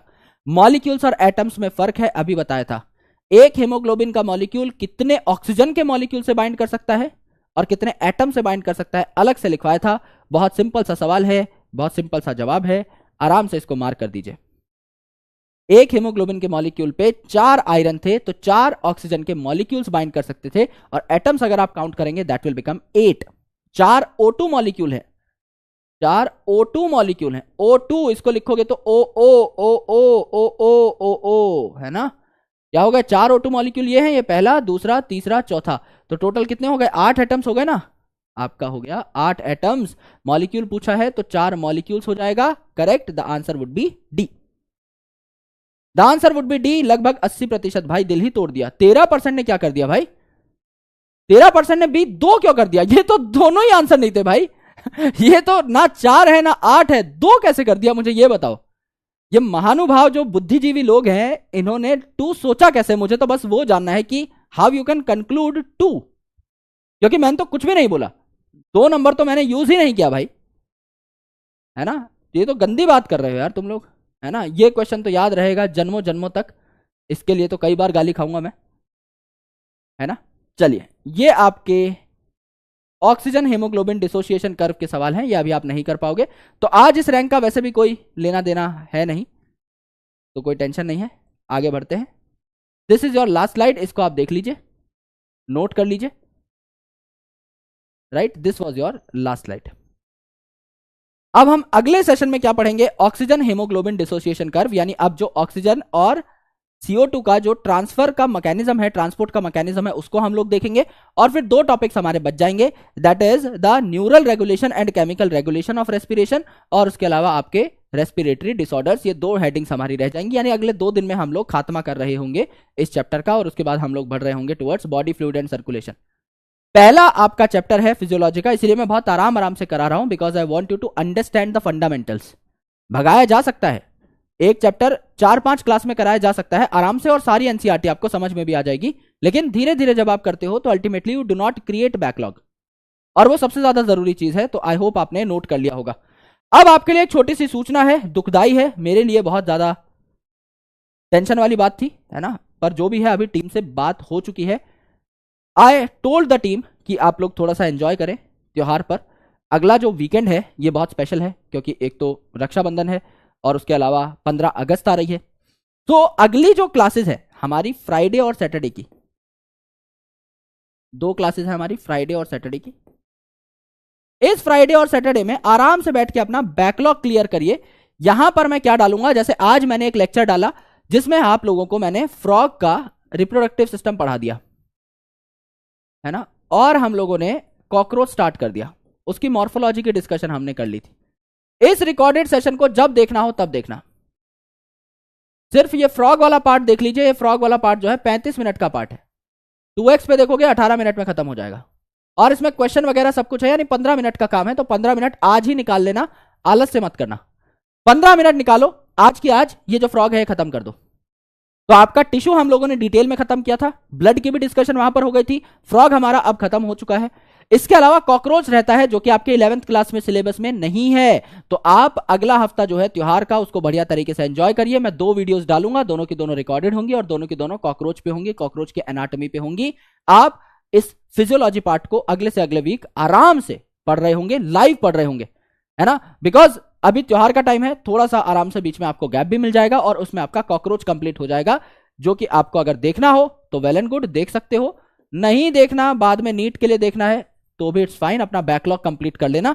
तो हम मिलेंगे नेक्स्ट वीक। तब तक के लिए आराम से अपनी पढ़ाई करिए, अपने बैकलॉग्स क्लियर करिए, क्योंकि ये जो टाइम आपको मिल रहा है ये मैं इंटेंशनली दे रहा हूं, बिकॉज उसके बाद आपका जो सिलेबस है वो भागेगा। मैं जल्दबाजी नहीं करूंगा, लेकिन फिर भी ऑटोमेटिकली आपका सिलेबस भागेगा, क्योंकि उसके अगले वीक में 2 लेक्चर्स में आपका रेस्पिरेशन खत्म हो जाएगा। ब्लड में आपको ऑलरेडी पढ़ा चुका हूं टिश्यूज में, तो सर्कुलेशन में हम सीधा ब्लड ग्रुप के ऊपर कूद रहे होंगे। तो वो जो आपका चैप्टर है ये भी अगले 6 लेक्चर में कंप्लीट हो रहा होगा। तो उसके बाद जो है आपका पेस ऑटोमेटिकली बढ़ेगा। Tissues has taken a very large time, बहुत ज्यादा टाइम लिया है टिश्यू ने हमारा, बहुत ज्यादा टाइम लिया है फ्रॉग कॉकरोच ने हमारा। अब जो फिजियोलॉजी है एवरेज 6 से 7 लेक्चर, कोई 5 लेक्चर में ऑटोमेटिकली खत्म हो रहे होंगे। तो it becomes very important for you to cope up with the syllabus. इसलिए आराम से बैकलॉग क्लियर करिए, किसी भी सब्जेक्ट का बैकलॉग है आराम से क्लियर करिए। मैं आपको फ्राइडे को एक रिकॉर्डेड वीडियो दूंगा, सैटरडे को दूसरी रिकॉर्डेड वीडियो दूंगा, उसके अगले दिन आपका त्योहार है। आराम से अपने फैमिली के साथ, घर वालों के साथ टाइम स्पेंड करिए, अपने बैकलॉग क्लियर करिए। और कॉकरोच को अगर आप साथ साथ देखना चाहते हैं, प्लीज गिव इट 1 आवर, सिर्फ 1 घंटा 2x पे दे दीजिएगा। सारी बातें समझ में आ जाएंगी, सारी चीजें क्लास में याद हो जाएंगी, मैं गारंटी के साथ कह रहा हूं। राइट, चलिए यहां तक अगर सब लोगों को क्लैरिटी है, आज जो पढ़ा अगर वो समझ में आया, तो एक बार तारा रारा और कर दीजिए। और मैं मिलता हूं आपसे अगले सेशन में, तब तक के लिए अपना ख्याल रखिए। यह आपका होमवर्क है मॉड्यूल से या पंच से जो आप कर सकते हैं। सॉरी,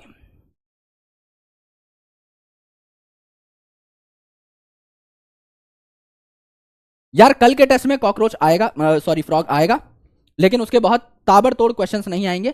रिप्रोडक्शन के बहुत कम क्वेश्चंस दिए हैं, पर फिर भी 15 मिनट में वो वीडियो देख लीजिएगा जो मैंने आज डलवाई है, जानबूझ के दिन में डलवाई है। अगर आपको फ्रॉग का एक्सक्रीटरी सिस्टम क्लियर है तो आपको रिप्रोडक्टिव सिस्टम पढ़ने में बिल्कुल भी दिमाग खर्च नहीं करना। 10 मिनट में आपका पूरा का पूरा रिप्रोडक्टिव सिस्टम क्रैक हो जाएगा। I am literally betting on this. आप खुद उस वीडियो के नीचे कमेंट करके बताइएगा कि आपको 10 मिनट से ज्यादा लगे या 10 मिनट से कम लगे। सारे क्वेश्चंस ऑटोमेटिकली बन रहे होंगे। 2x पे भी स्किप कर करके देखोगे तो भी आपकी बहुत प्यार से वीडियो कंप्लीट हो जाएगी। इस तरीके से उस वीडियो को बनाया गया है कि 10 मिनट 15 मिनट से ज्यादा का टाइम लगे ही ना। तो आराम से अभी फटाफट जाकर के उस वीडियो को देख लीजिए जो कि मैंने आप लोगों के लिए तैयार करी है। राइट, और उसके बाद हम अगले सेशन में बात कर रहे होंगे ऑक्सीजन डिसोसिएशन कर्व की, यानी ऑक्सीजन के ट्रांसपोर्ट की और CO2 के ट्रांसपोर्ट की। और उसके बाद हम बात करेंगे रेस्पिरेशन के रेगुलेशन की और उसके साथ साथ आपके डिसऑर्डर्स की, रेस्पिरेटरी डिसऑर्डर्स की। राइट, चलिए, so thank you so much all of you guys. अगले सेशन में हम लोग रिकॉर्डेड चर्चा कर रहे होंगे कॉकरोच की एनाटॉमी की। 2 लेक्चर में कॉकरोच खत्म कर देंगे तो हम में भी थोड़ा कॉन्फिडेंस आएगा कि हमने टिश्यू खत्म किया, फ्रॉग खत्म किया, कॉकरोच खत्म किया, रेस्पिरेशन भी अगले हफ्ते खत्म हो जाएगा जब हम लाइव पढ़ रहे होंगे 2 लेक्चर में। तो ultimately we will have a good command कि हाँ भाई हमारे 10-11 चैप्टर्स थे टोटल, इनमें से 4 चैप्टर्स हमारे कंप्लीट हो गए हैं, तो हमारे अंदर भी एक छोटा सा बूस्ट आएगा। करेक्ट, चलिए, lots of love, thank you so much, बहुत बहुत शुक्रिया इतना प्यार देने के लिए। मैं मिलता हूं आपसे अगले सेशन में। तब तक के लिए अपना बैकलॉग क्लियर करिए, खूब सारा रिवीजन करिए, अपनी फैमिली के साथ टाइम स्पेंड करिए और 3-4 दिन का हॉलीडेज है, आराम से एंजॉय करिए, टेंशन लेने की जरूरत नहीं है। Alright, thank you, bye bye, take care, good night, जय हिंद।